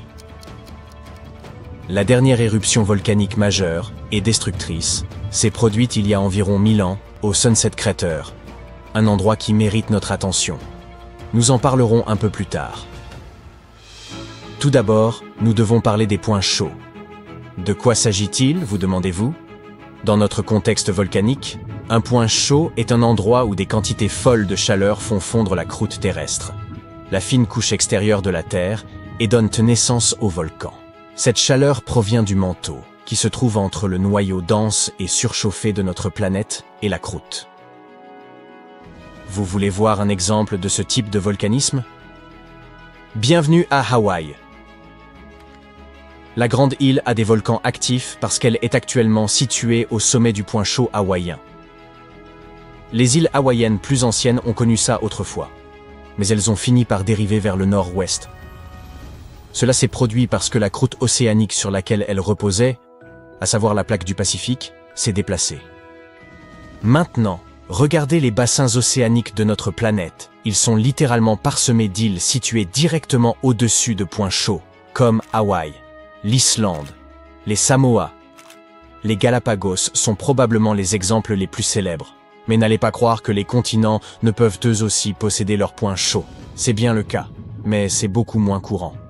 L'un des points chauds continentaux les plus célèbres est... Ah, je parie que vous le connaissez. Celui qui se trouve sous la caldeira de Yellowstone. Au fait, une caldeira est un vaste cratère volcanique, notamment formé à la suite d'une éruption massive qui a entraîné l'effondrement de l'embouchure d'un volcan. Le point chaud de Yellowstone est à l'origine du geyser Old Faithful et des autres sources d'eau chaude et mares de boue qui font la renommée de ce parc national. À propos d'Old Faithful, nous allons faire un petit détour pour nous intéresser à cette merveille de la nature. Il s'agit de l'un des geysers les plus célèbres au monde. Depuis plus d'un siècle, les gens viennent du monde entier pour l'admirer. Ce qui est intéressant avec ce genre de geyser, c'est qu'ils ne peuvent se former que dans des conditions très particulières. Voilà pourquoi ils sont si rares. Le magma sous la surface surchauffe des poches d'eau souterraines. La pression augmente progressivement, et un jour, l'eau jaillit avec une force inouïe. Une certaine roche volcanique, la rhyolite, à forte teneur en silice, tapisse le tunnel par lequel l'eau s'échappe. En fait, elle forme une conduite capable de résister à la pression immense et à la chaleur incroyable de l'éruption d'eau, si spectaculaire vue depuis la surface. Old Faithful est le tout premier geyser à avoir été baptisé à Yellowstone. Si vous visitez le coin et que vous vous attendez à ce qu'il se manifeste toutes les heures, vous serez déçu. En moyenne, ce geyser entre en éruption toutes les 91 minutes environ, ce qui n'est quand même pas si mal. De plus, vous pouvez télécharger une application spéciale qui vous donnera l'heure approximative de la prochaine éruption. Mais soyez très prudent lors de votre visite et restez à l'écart du site. L'eau qui jaillit de ce puissant geyser atteint les 95 °C. Et sa vapeur est encore plus brûlante, jusqu'à 176 °C. Assez chaud pour faire cuire un gâteau. Mais revenons à nos points chauds. Les scientifiques ne savent toujours pas pourquoi il y a si peu de points chauds volcaniques sur la croûte continentale. L'une des raisons pourrait être que cette croûte est beaucoup plus épaisse que celle qui tapisse les océans, 4 fois plus épaisse en moyenne. Une autre raison pourrait être que la majeure partie de la croûte terrestre, environ les 2/3, est océanique. Que tout naturellement, donc, plus il y a de croûte, plus il y a de points chauds. Je parie que ceux d'entre vous qui vivent en Arizona apprécieront l'information suivante. Nous allons parler d'un champ volcanique situé en plein cœur de cet État, le champ volcanique de San Francisco. Il s'agit d'une vaste zone comptant plus de 600 volcans. Certes, la plupart d'entre eux sont petits, mais ils n'en sont pas moins impressionnants. Ils sont dispersés sur 4660 km² dans le nord de l'Arizona, un territoire gigantesque. Il est intéressant de noter que les scientifiques ne s'entendent toujours pas sur la question de savoir si ce champ volcanique est réellement situé au-dessus d'un point chaud. Mais ils s'accordent sur un point. Les volcans de cette région sont de plus en plus jeunes à mesure que l'on se dirige vers l'est. Et ce schéma correspond au déplacement de la plaque nord-américaine vers l'ouest, au-dessus de ce qui pourrait être un point chaud stationnaire sous la surface de notre planète. Génial, non ? Le tumulte volcanique dans cette zone a commencé il y a environ 6 millions d'années. En termes géologiques, c'est donc relativement récent. Quant à la dernière éruption, elle s'est produite il y a moins de 1000 ans. Le Sunset Crater, que j'ai déjà mentionné, celui qui se trouve près de Flagstaff, est l'évent le plus célèbre de cette éruption. Le peuple Sinagua a dû quitter ses maisons de Wupatki Pueblo à cause de la catastrophe. Ce site fait aujourd'hui partie du Wupatki National Monument. Vous pouvez y voir comment les gens vivaient dans cette région volcanique il y a de nombreuses années. Si vous explorez ce territoire, vous remarquerez que la plupart des volcans sont des cônes de cendres basaltiques, petits et escarpés. Le plateau du Colorado connaît des conditions climatiques assez sèches. C'est pourquoi les volcans ne se sont pas beaucoup érodés. Certains des plus beaux spécimens, comme celui-ci, qui porte le nom de SP Crater, donnent l'impression d'être apparus hier seulement. Mais regardez autour de vous. Il n'y a pas que des cônes de cendres. Le champ volcanique de San Francisco compte également un stratovolcan, ainsi que des dômes de lave formés à partir de roches volcaniques, rhyolite et dacite, contenant plus de silice que de basalte, à l'inverse de ce que l'on trouve à Hawaï par exemple. Ces roches sont plus épaisses et ne s'écoulent pas aussi facilement. Quoi qu'il en soit, le stratovolcan sera l'un des sites les plus spectaculaires que vous découvrirez au cours de votre visite sur ce champ volcanique. Enfin, pas le stratovolcan lui-même, mais les San Francisco Peaks, qui forment les vestiges de cette immense formation. Ils s'élèvent à plus de 3840 mètres, soit 4 Burj Khalifa et demi placés les uns au-dessus des autres. Ces pics constituent donc l'un des principaux points de repère du nord de l'Arizona. Ils sont non seulement impressionnants, mais également sacrés pour les Amérindiens qui vivent dans la région depuis de nombreuses générations. Contrairement au volcan superactif d'Hawaï, le champ volcanique de San Francisco prend son temps. Des milliers d'années s'écoulent entre deux éruptions. Mais ne vous détendez pas tout de suite. Les géologues affirment qu'une nouvelle éruption est susceptible de se produire prochainement. Elle se produira probablement dans la partie orientale du champ, loin des grandes villes. Ouf! Et si cette nouvelle éruption ressemble à celle qui a formé le Sunset Crater, ce sera un véritable spectacle. Des fontaines et des rivières de lave. Mais tout ça pourrait ne pas survenir avant plusieurs siècles, voire plusieurs millénaires. D'ici là, le champ volcanique de San Francisco restera un joyau caché de l'histoire volcanique de la Terre, et nous sommes impatients d'assister à son impressionnant éveil.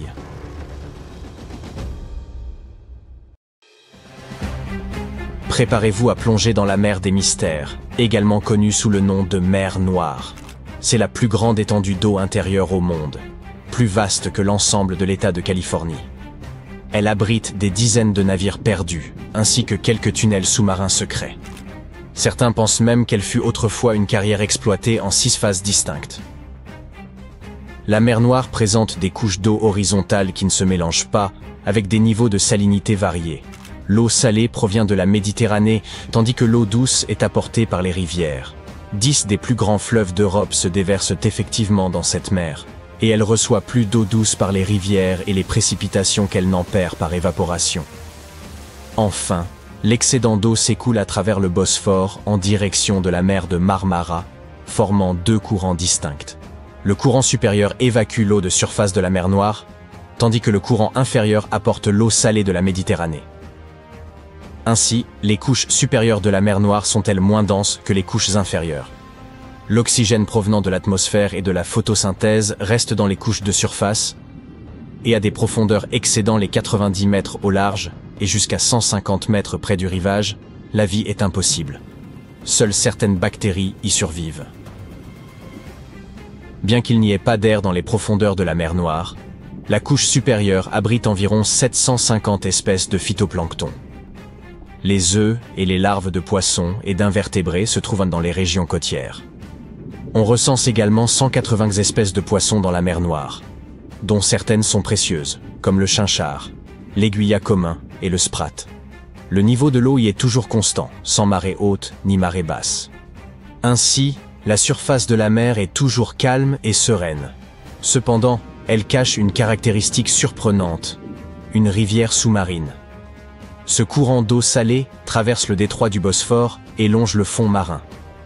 Cette incroyable découverte, réalisée par des scientifiques de l'université de Leeds, a été annoncée en 2010 et c'est la première rivière sous-marine de ce type jamais découverte.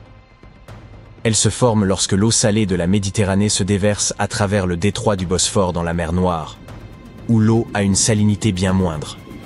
La zone dépourvue d'oxygène de la mer Noire constitue une chambre de conservation idéale pour les trésors cachés dans ses profondeurs.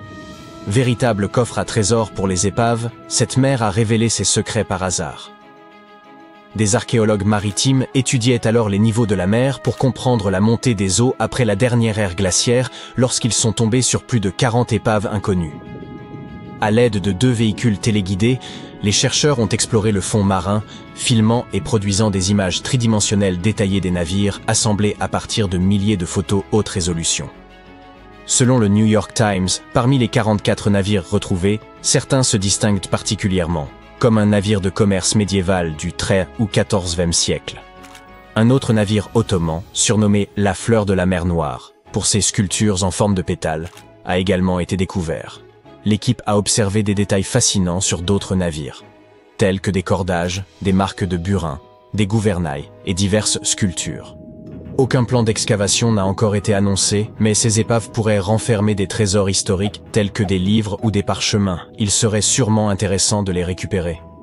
La découverte la plus extraordinaire dans la mer Noire est celle que les archéologues considèrent comme l'épave intacte la plus ancienne au monde. Ce navire grec antique, long de 23 mètres, repose presque indemne depuis plus de 2400 ans, à plus de 1600 mètres de profondeur, avec son mât, ses gouvernails et ses bancs de rames toujours en place. Les chercheurs pensent qu'il s'agissait d'un navire de commerce, semblable à ceux représentés sur les anciennes poteries grecques, comme le vase d'Ulysse et des sirènes du British Museum. Ce vase, qui date de la même période, nous montre un navire acheminant le héros au-devant des sirènes tentatrices. L'équipe a prélevé un échantillon pour une datation au carbone, confirmant qu'il s'agit de l'épave intacte la plus ancienne jamais recensée. La préservation exceptionnelle de ce bateau illustre le talent des constructeurs de l'époque. Sans la présence de microbes, de vers ou d'autres créatures pour dévorer les épaves, il n'est guère surprenant que ces navires se trouvent dans un état presque impeccable. Si le Titanic avait coulé dans les mêmes eaux, il serait aujourd'hui en bien meilleur état, sans être rongé par les micro-organismes sous-marins. Une théorie intrigante, connue sous le nom d'hypothèse du déluge de la mer Noire, suggère qu'une immense inondation se serait produite il y a environ 7500 ans. Dans les années 90, 2 géologues ont émis l'hypothèse qu'à la fin de la dernière ère glaciaire, il y a 7 à 12 000 ans, le réchauffement climatique de la Terre aurait provoqué la fonte des calottes glaciaires et la montée des niveaux marins, transformant la mer Noire en un petit lac d'eau douce. Ce lac était séparé de la mer Méditerranée par un barrage naturel au niveau du détroit du Bosphore. Puis, lorsque le niveau global des océans a augmenté, la Méditerranée a commencé à déborder dans le bassin de la mer Noire. Ils estiment que le niveau de la mer s'est élevé de 15 cm par jour, inondant les zones côtières et altérant définitivement leur environnement. Des échantillons prélevés au fond de la mer Noire révèlent un passage brusque d'une faune d'eau douce à des espèces marines, suggérant un afflux rapide d'eau salée. Des études sous-marines ont également identifié d'anciens littoraux et des structures humaines, prouvant que des populations vivaient dans des zones aujourd'hui submergées par la mer Noire. En outre, le moment de cette inondation correspond au schéma connu de migration humaine vers l'Europe, l'Asie et l'Afrique. Certains pensent même que ce déluge pourrait être celui décrit dans l'histoire de l'Arche de Noé. Cependant, les critiques de cette théorie affirment que les preuves avancées ne sont pas aussi catégoriques et que la transition de l'eau douce à l'eau salée aurait pu être plus progressive. Ils débattent également pour savoir si les habitants ont déserté la région avant ou après sa submersion. Une ancienne chronique, datant d'environ un siècle, détaille l'existence de 2 tunnels souterrains partant de Roumanie et de Bulgarie et s'étendant sous la mer Noire jusqu'en Turquie. Autrefois, les paysans utilisèrent de tels tunnels pour déplacer leurs troupeaux vers l'Empire ottoman et le reste de l'Asie mineure. Qui a bien pu les creuser et la raison pour laquelle ils passent sous la mer demeure des questions sans réponse. À la Première Guerre mondiale, les entrées de ces tunnels ont été scellées pour des raisons de sécurité et gardées sous étroite surveillance.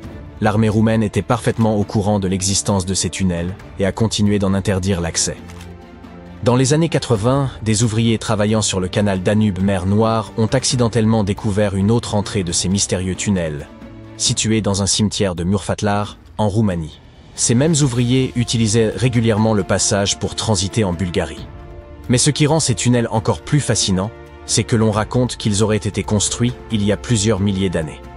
Creuser un tunnel sous la mer est une tâche pour le moins complexe, même avec nos technologies actuelles. Et si ces tunnels sont vraiment aussi anciens, leurs constructeurs étaient incroyablement en avance sur leur temps. Enfin, une légende urbaine raconte que la mer Noire posséderait son propre triangle des Bermudes. Les pêcheurs ont décrit un tourbillon furieux qui apparaîtrait soudainement, entraînant sous les flots des oiseaux, des navires et même de petites îles. En 1944, un navire aurait mystérieusement disparu en plein jour, entouré d'un brouillard noir qui brillait d'une inquiétante lueur verte.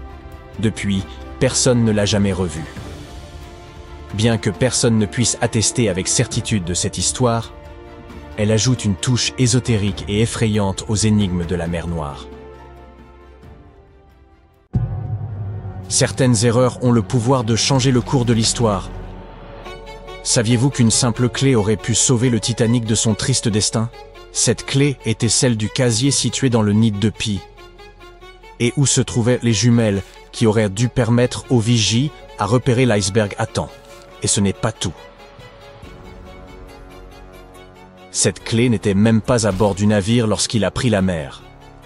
Le second officier l'avait emporté en quittant le bateau à la dernière minute. On raconte que l'officier en question aurait oublié de remettre la clé à son remplaçant dans sa hâte de débarquer.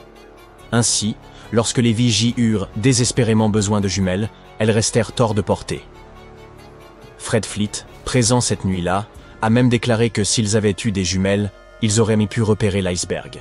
Et lorsqu'on lui a demandé si cela aurait été suffisant pour sauver le navire et ses passagers, il a répondu sans hésiter par l'affirmative. En 2015, des commissaires-priseurs ont mis la main sur cette clé et l'ont présentée comme l'un des artefacts les plus importants du Titanic. Ils étaient convaincus qu'elle aurait pu sauver le navire.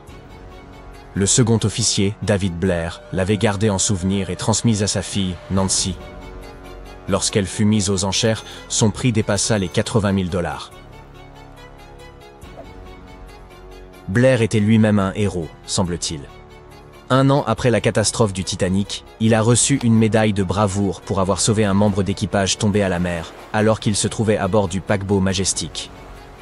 Il a peut-être oublié une clé, mais il n'a pas oublié d'être courageux quand il a fallu sauver une vie.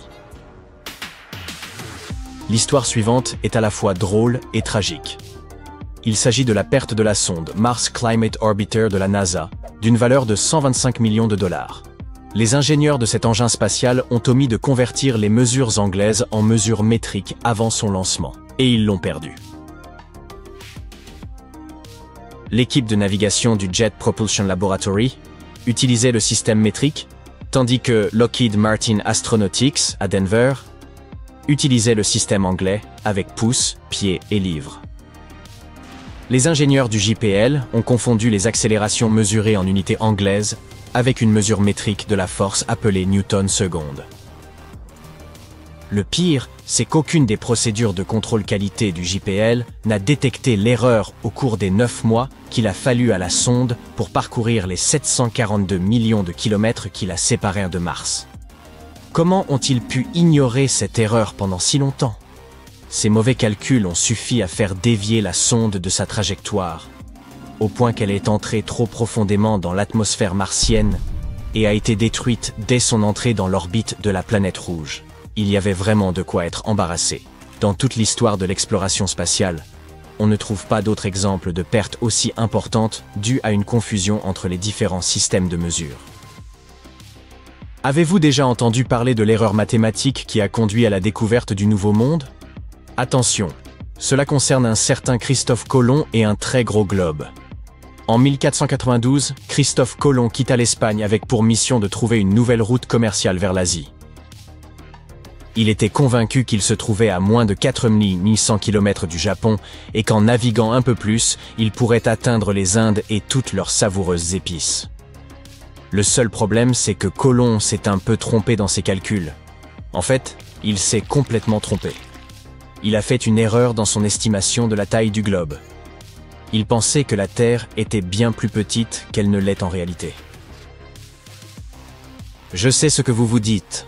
Colomb devait avoir peu de tombées une fois arrivé au bout du monde. Contrairement aux idées reçues, Christophe Colomb et son équipage savaient que la Terre était ronde, tout comme les Grecs de l'Antiquité 2 millénaires plus tôt. Ce qui les inquiétait, ce n'était pas de tomber, mais d'avoir à traverser un océan d'une taille incommensurable. et Christophe Colomb ne savait pas qu'il existait une masse continentale inconnue entre l'Espagne et l'Asie. Après des semaines en mer, Colomb atteignit enfin les Caraïbes. Croyant avoir débarqué aux abords de l'Asie, il baptisa ces îles les Indes occidentales.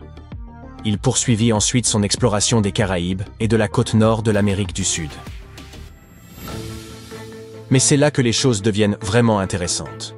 Bien que Christophe Colomb ait affirmé jusqu'à son dernier jour qu'il avait bien atteint l'Asie, un autre explorateur italien, Amerigo Vespucci, cartographia la côte orientale de l'Amérique du Sud jusqu'au Brésil et prouva de manière irréfutable que Christophe Colomb avait en fait découvert un tout nouveau monde. Un cartographe allemand, en examinant les cartes d'Amerigo, donna à cette nouvelle masse continentale le nom d'Amérique. Et comme ces cartes étaient très populaires à l'époque, le nom est resté. Un homme nommé Alexander Fleming est tombé par hasard sur l'une des découvertes médicales les plus importantes de tous les temps. À un moment de sa carrière, Fleming constata que de nombreuses personnes mouraient d'infections incontrôlables. On utilisait des antiseptiques contre ces infections, mais ils faisaient le plus souvent plus de mal que de bien. En 1922, alors qu'il était enrhumé, Fleming transféra un peu de son écoulement nasal dans une boîte de pétri qu'il laissa sur son bureau en désordre. Lorsqu'il le réexamina quelques semaines plus tard, il découvrit une enzyme avec des propriétés antimicrobiennes. En 1928, Fleming laissa une boîte de pétri ouverte près d'une fenêtre et il fit une découverte qui allait changer le monde. La boîte était contaminée par des spores de champignons. En les examinant au microscope, il découvrit que les bactéries situées à proximité du champignon étaient en train de mourir. Il réussit à isoler le champignon et découvrit qu'il était efficace contre de nombreux agents pathogènes. C'est ainsi que la pénicilline naquit. Comme le dit Fleming lui-même, « Je n'ai pas découvert la pénicilline, c'est la nature qui l'a fait. Je me suis trouvé au bon endroit, au bon moment. Quel coup de chance !» Au début des années 1520, la côte est des États-Unis d'Amérique était un grand mystère qui attendait d'être résolu. Les Espagnols avaient trouvé la Floride, les Anglais et les Portugais avaient trouvé Terre-Neuve, mais la région intermédiaire était encore absolument inconnue. La France décida d'agir et envoya une expédition pour explorer la région. Elle choisit un certain Giovanni da Verrazzano pour diriger la mission. Pour cette expédition, il disposait de 4 navires. Malheureusement, 2 d'entre eux firent naufrage et le 3e rentra après avoir conclu des affaires sur la côte espagnole. Seul le navire amiral, la Dauphine, traversa l'Atlantique avec Verrazzano et ses 50 hommes d'équipage. Verrazzano partit de Madère et débarqua au Cap Fear. De là, il navigua vers le sud mais, un peu effrayé à l'idée de rencontrer les Espagnols, il refit route vers le nord de Charleston. Il jeta l'ancre non loin de son lieu de débarquement initial, mais contrairement à d'autres explorateurs, il préféra demeurer loin de la côte. Il envoya un bateau sur le rivage et rencontra les indigènes. Il décrivit ceux-ci comme ne portant que quelques peaux d'animaux sur le corps et des guirlandes de plumes d'oiseaux.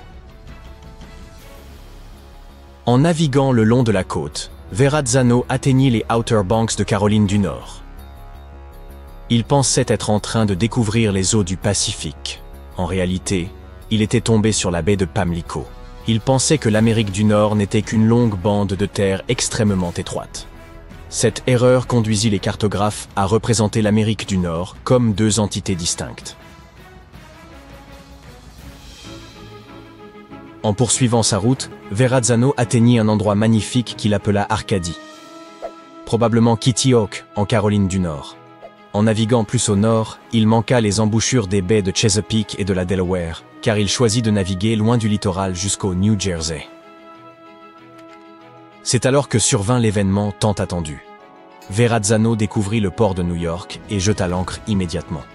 Plus tard, on donna son nom au pont qui traverse ce détroit, le pont Verrazzano-Narrows. Dès que la baie mère de Verrazzano apparut sur la carte, elle fut largement acceptée et elle influença de nombreux explorateurs. Par exemple, Henry Hudson chercha un passage vers le Pacifique dans les latitudes moyennes du continent. Mais il ne trouva pas cet océan près de la Virginie. Et le mythe cartographique finit par s'estomper. Il est amusant de penser qu'une croyance erronée a pu avoir un tel impact sur l'histoire.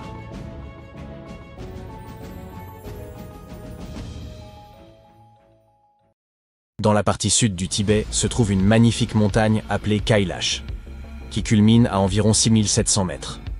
Bien que moins élevée que le mont Everest, elle demeure singulière car presque personne n'a jamais tenté de l'escalader pour des raisons assez inhabituelles. En 1926, un alpiniste britannique renommé décida de conquérir le sommet du Kailash et entreprit une longue étude de la montagne. L'association d'alpinisme l'informa que cette montagne était totalement infranchissable, mais malgré cet avertissement, il décida de persévérer. Alors qu'il explorait la face nord, une tempête de neige le surprit, rendant toute progression impossible. Il abandonna alors son projet. La tentative suivante fut menée par un autre alpiniste, le colonel Wilson, qui parvint à trouver un passage propice vers le sommet avec son partenaire. Convaincus de toucher au but, ils durent cependant renoncer à cause des rigueurs de l'hiver. Le colonel voulait retenter l'ascension, mais n'en eut jamais l'occasion. Un autre prétendant au sommet était un écrivain et alpiniste australien. Lors de son exploration des montagnes tibétaines, il aperçut le Kailash et pensa qu'il pourrait facilement atteindre son sommet.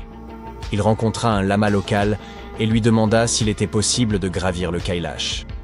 Le lama lui répondit que seule une personne pure de tout péché pourrait y parvenir, et cette personne n'aurait même pas besoin d'escalader les parois glacées, car elle s'envolerait comme un oiseau.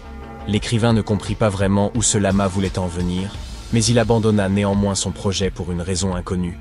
Dans les années 80, l'association d'alpinisme réévalua la question de l'ascension du mont Kailash. Ils proposèrent à Reinhold Messner, un alpiniste italien célèbre pour avoir réalisé l'une des premières ascensions en solitaire de l'Everest, de tenter l'ascension du Kailash. Messner refusa pourtant cette offre, déclarant que « si nous conquérons cette montagne, alors nous conquérons quelque chose dans l'âme des gens ». L'alpiniste était conscient que cette montagne revêtait un caractère sacré pour les Tibétains. Des pèlerins du monde entier venaient prier à ses pieds. Reinhold Messner le savait très bien et ne voulait rien faire qui puisse offenser quiconque. Personne n'est autorisé à gravir le sommet de cette montagne, mais vous pouvez vous rendre à sa base pour ressentir son énergie et en admirer la vue. Mettez une photo des montagnes arc-en-ciel à côté d'une toile représentant un paysage. Il sera difficile de distinguer la peinture de la réalité, tant ces montagnes ressemblent à des œuvres d'art. Situées dans l'un des parcs géologiques de Chine, les montagnes arc-en-ciel scintillent de presque toutes les couleurs du spectre lumineux. Les rochers, comme recouverts de vert, reflètent la lumière du soleil. Ces couleurs exceptionnelles proviennent du grès et des minéraux. Comprimés pendant 25 millions d'années, ces substances ont façonné les montagnes arc-en-ciel et en ont fait l'un des plus beaux endroits sur Terre. Nous voici maintenant aux Philippines, où plus d'1 millier de collines inhabituelles s'étendent sur une vaste zone. Non, ce n'est pas une photo de chocolat, ce sont les Chocolate Hills. Étant assez petites, la plus haute atteignant environ 120 mètres, on peut en atteindre le sommet en quelques minutes. La particularité de ces collines est que des centaines de milliers de personnes saupoudrent quotidiennement leur sommet de millions de tonnes de pépites de chocolat. Puis, lorsqu'elles fondent, une incroyable odeur de cacao se répand sur tout le territoire. Je plaisante, bien entendu. Ce ne sont évidemment pas des pépites de chocolat. Chaque colline est recouverte de gazon verdoyant. Puis, pendant la saison sèche, il se dessèche et prend une teinte brun chocolat, créant un paysage qui ferait une magnifique illustration pour un paquet de friandises. Peut-être qu'une entreprise l'a déjà imprimé sur sa boîte? Imaginez une petite montagne d'environ 20 mètres de haut et 100 mètres de large. Ce n'est même pas une montagne, mais plutôt une petite colline. Rien ne pousse dessus, pas d'herbe, pas d'arbres. Juste un sable sombre. Mais la particularité de cette montagne est qu'elle peut se déplacer. Chaque année, elle parcourt environ 20 mètres. Regardez-la, souvenez-vous de sa position. Et revenez dans 12 mois.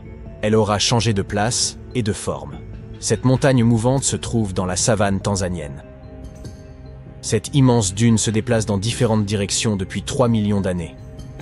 En réalité, elle ne se compose pas de sable, mais de cendres volcaniques magnétisées. Il y a très longtemps, un volcan est entré en éruption ici, et la cendre retombée a formé ces collines.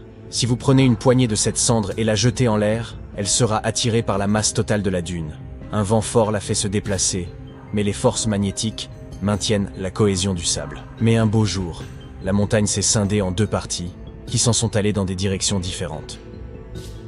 L'une des montagnes les plus mystérieuses et les plus étranges se trouve en Caroline du Nord. Il s'agit du mont Brown. Extérieurement, il n'y a rien de spécial à son sujet. Cependant, tentez de camper quelques nuits ici, et ces nuits pourraient rester gravées dans votre mémoire pour toujours. De nombreux témoins ont observé des lumières mystérieuses volant autour de cette montagne. Des boules de feu étranges qui se déplaçaient à grande vitesse au-dessus du sommet pour disparaître dans le ciel nocturne. Ces lumières apparaissent, disparaissent et réapparaissent parfois. Initialement, certains pensaient qu'elles résultaient de l'évaporation d'azote enflammé, mais cette théorie a vite été écartée. D'autres ont suggéré qu'il s'agissait de phares de locomotives. Toutefois, après l'inondation de la voie ferrée et l'arrêt des trains, les lumières ont continué d'apparaître. Des témoignages font état de lumières blanches, jaunes, oranges et bleues, et nombre de gens pensent qu'il ne s'agit que d'illusions d'optique. Un professeur de physique a voulu vérifier cette hypothèse. Il a passé plusieurs années à camper près de la montagne, filmant presque quotidiennement. Un jour, il est enfin parvenu à capturer ces phénomènes étranges. En juillet 2016, il a filmé le mont Brown avec 2 caméras sous différents angles. Et les deux ont saisi la même boule de feu volante. Si c'était une illusion d'optique ou un reflet sur l'objectif, une seule des caméras l'aurait enregistré. Cela prouve que ces boules sont bien réelles, mais leur nature demeure un mystère. Un homme a affirmé avoir touché l'une de ces boules volantes alors qu'elle survolait l'autoroute. Il aurait alors ressenti comme un courant électrique. Aujourd'hui, cet endroit attire des milliers de touristes du monde entier, notamment les amateurs de phénomènes étranges et inexpliqués qui se pressent pour venir ici. Cette montagne a une allure effrayante et inhospitalière. Située sur une petite île volcanique dans la mer de Tasman, en Australie, cette formation se nomme la pyramide de Bâle. La chaîne montagneuse acérée de cette île présente une forme triangulaire qui s'élève à 550 mètres de hauteur, soit presque 2 fois la taille de la tour Eiffel. On pourrait croire qu'un savant fou ou un vampire réside au sommet. Escalader cette falaise escarpée est d'ailleurs périlleux en raison de sa surface glissante. Des marins ont découvert cet endroit en 1788. Pensant que l'île était inhabitée, ils n'ont pas voulu l'explorer davantage.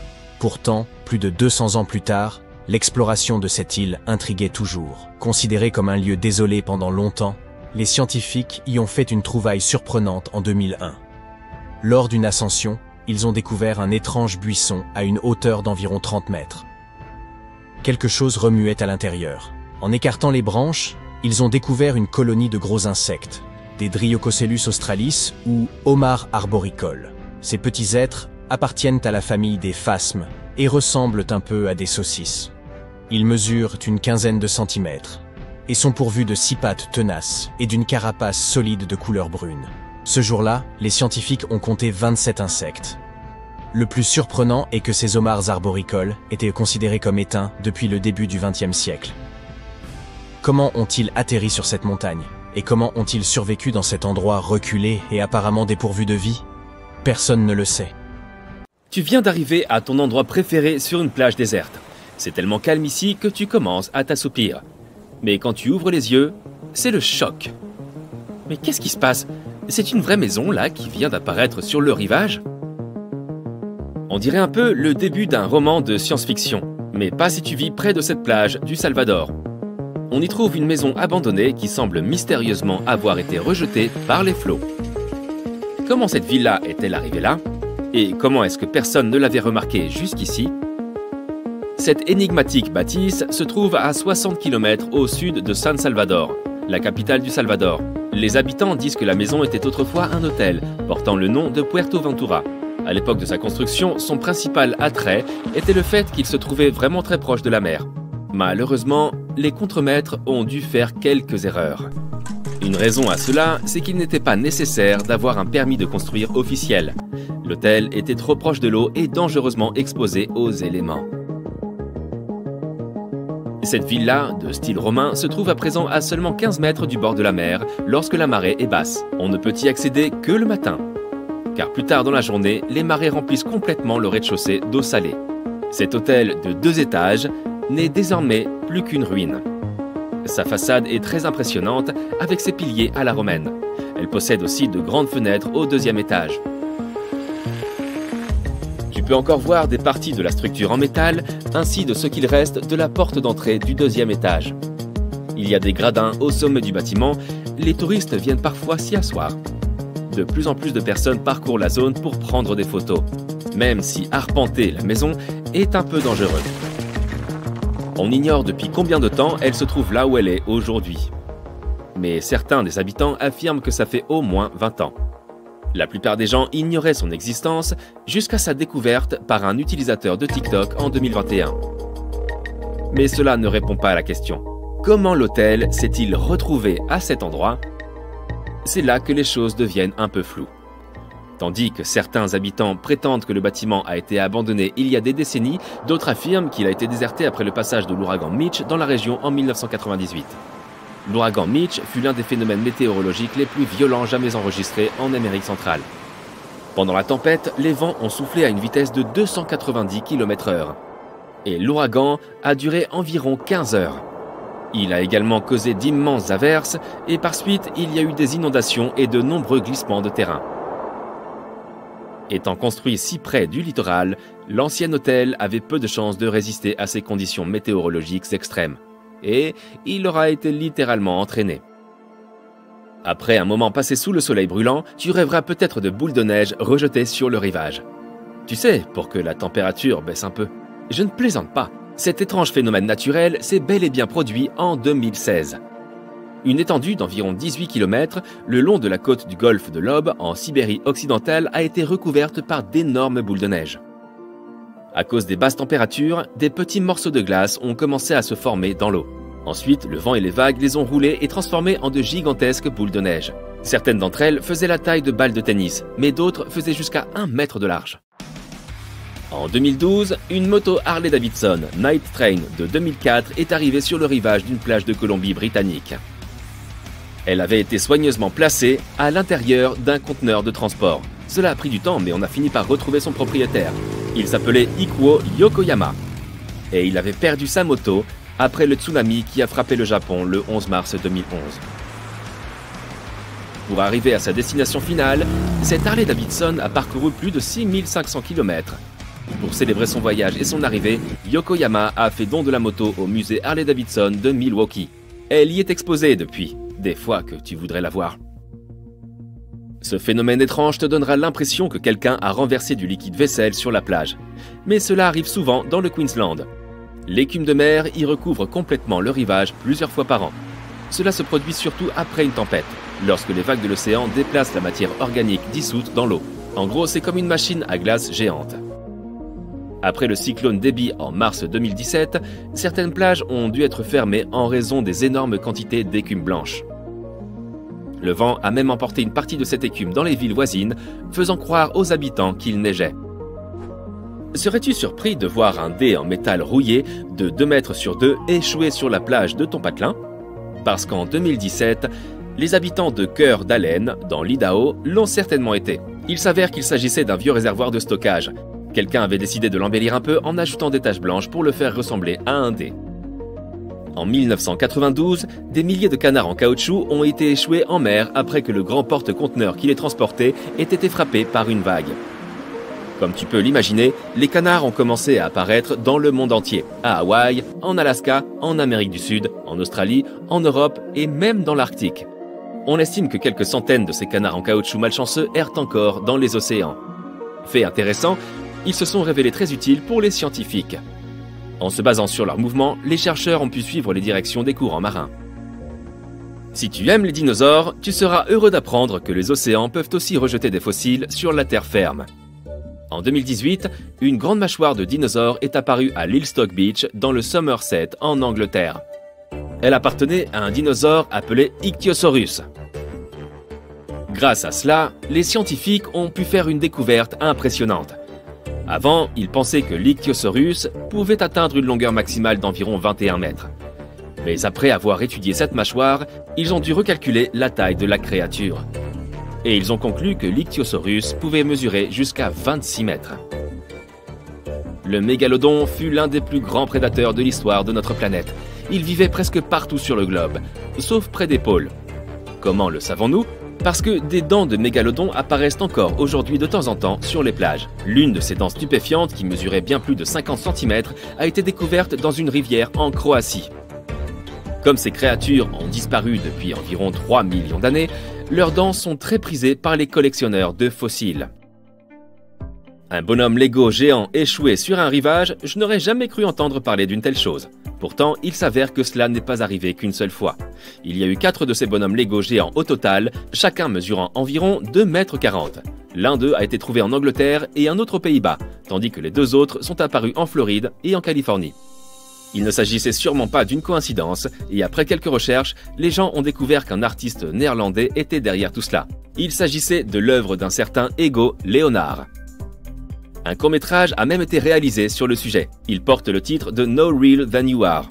Cette phrase était écrite sur chacun des 4 bonhommes Lego envoyés en mer. En 2012, un paquet de plus de 50 lettres a été retrouvé sur la plage d'Atlantic Island dans le New Jersey. Cela s'est produit peu après le passage de l'ouragan Sandy dans la région. Un garçon de 14 ans a trouvé les lettres et les a données à sa mère. Elle en a été tellement émue qu'elle a décidé de les faire sécher soigneusement et de les rendre à leur propriétaire. Ces lettres avaient été écrites par 2 personnes nommées Dorothy et Lynn.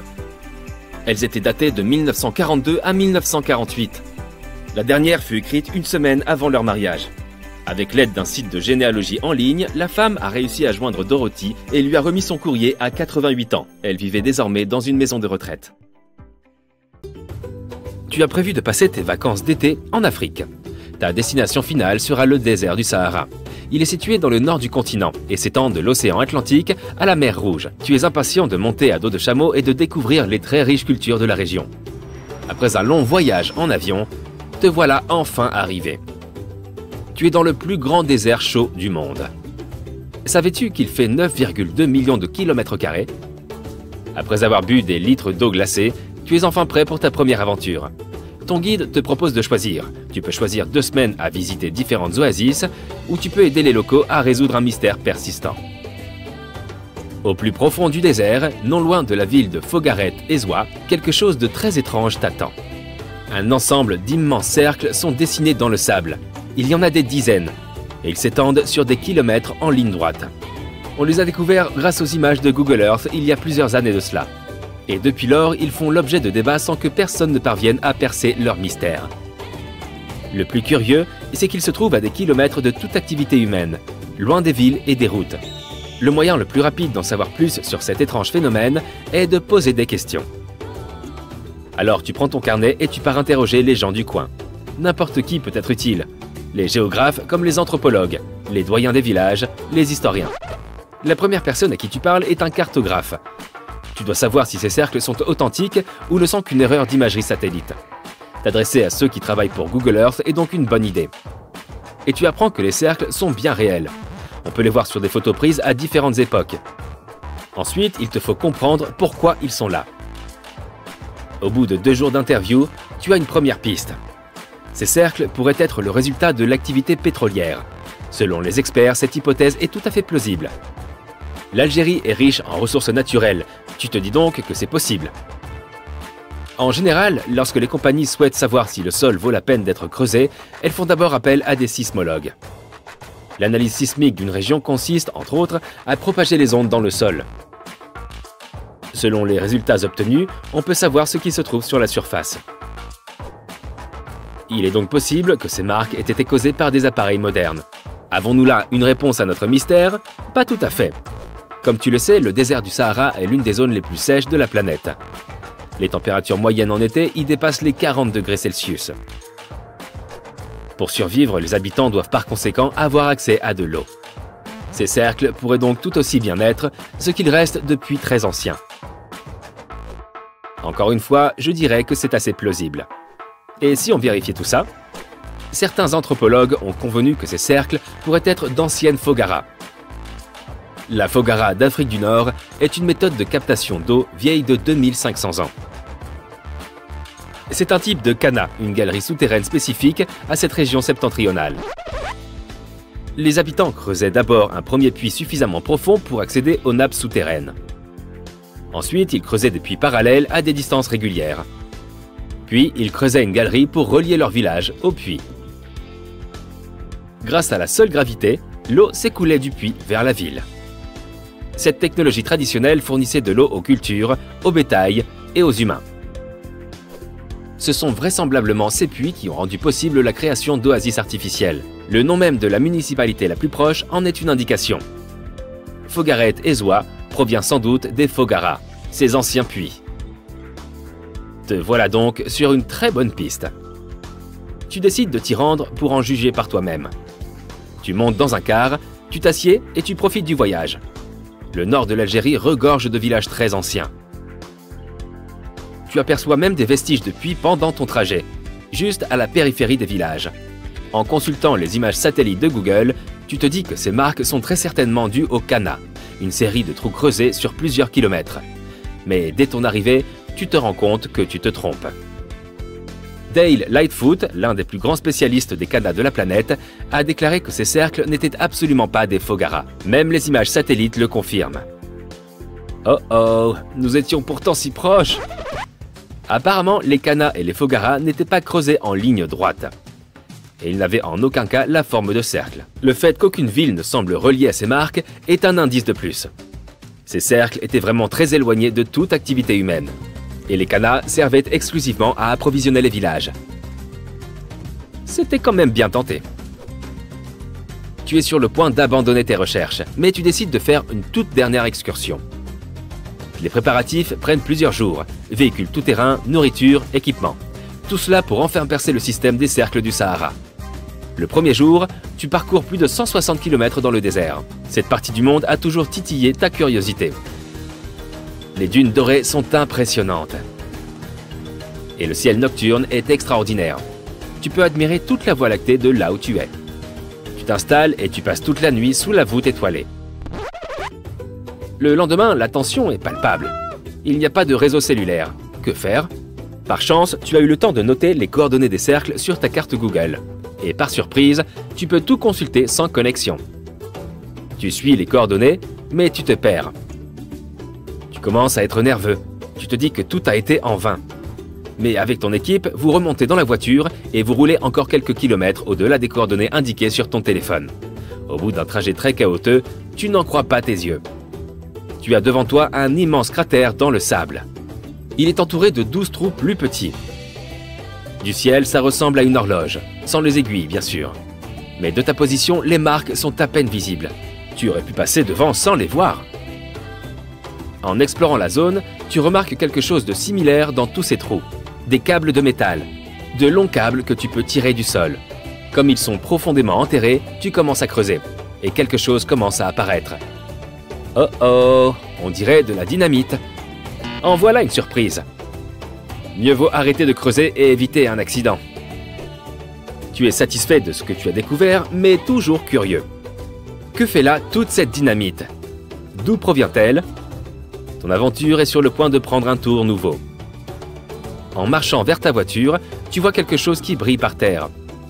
Tu t'approches de l'objet avec curiosité. Il est arrondi, tout rouillé et ressemble à une boîte de sardines. Qu'est-ce que ça fait ici? Il s'agit d'un nouvel indice sur le mystère des cercles. À tout hasard, tu le ramasses et l'emportes avec toi. De retour en ville, les différentes pièces du puzzle commencent à t'apporter des réponses. Tu montres tes photos et la boîte de sardines à des experts locaux. Ils analysent tout ce matériel et te livrent un verdict étonnant. Il s'avère que tu étais sur la bonne piste dès ta première hypothèse. Mais que s'est-il donc passé? Pourquoi était-il nécessaire de continuer à creuser? Eh bien, parce que cette hypothèse n'était qu'à moitié correcte. Les cercles du Sahara n'ont rien à voir avec la prospection sismique. À l'époque de leur formation, cette technologie n'existait même pas. Mais ils sont assurément liés à l'exploration pétrolière. On remplissait autrefois la terre de dynamite pour trouver de l'or noir. Ce sont les entreprises de prospection des ressources souterraines qui sont à l'origine de ces cercles. Et les boîtes de sardines? Ce sont les ouvriers chargés des travaux qui les ont laissés là. Il fallait bien qu'ils mangent, n'est-ce pas? En analysant la conserve, on a constaté que toute cette histoire remonte aux années 50 et 60. Les cercles ne sont donc pas si anciens que ça. Ils sont même plutôt modernes. Eh bien voilà. J'espère que tu t'es amusé à nous suivre dans la résolution de ce mystère. Et on se retrouve très bientôt pour une nouvelle aventure.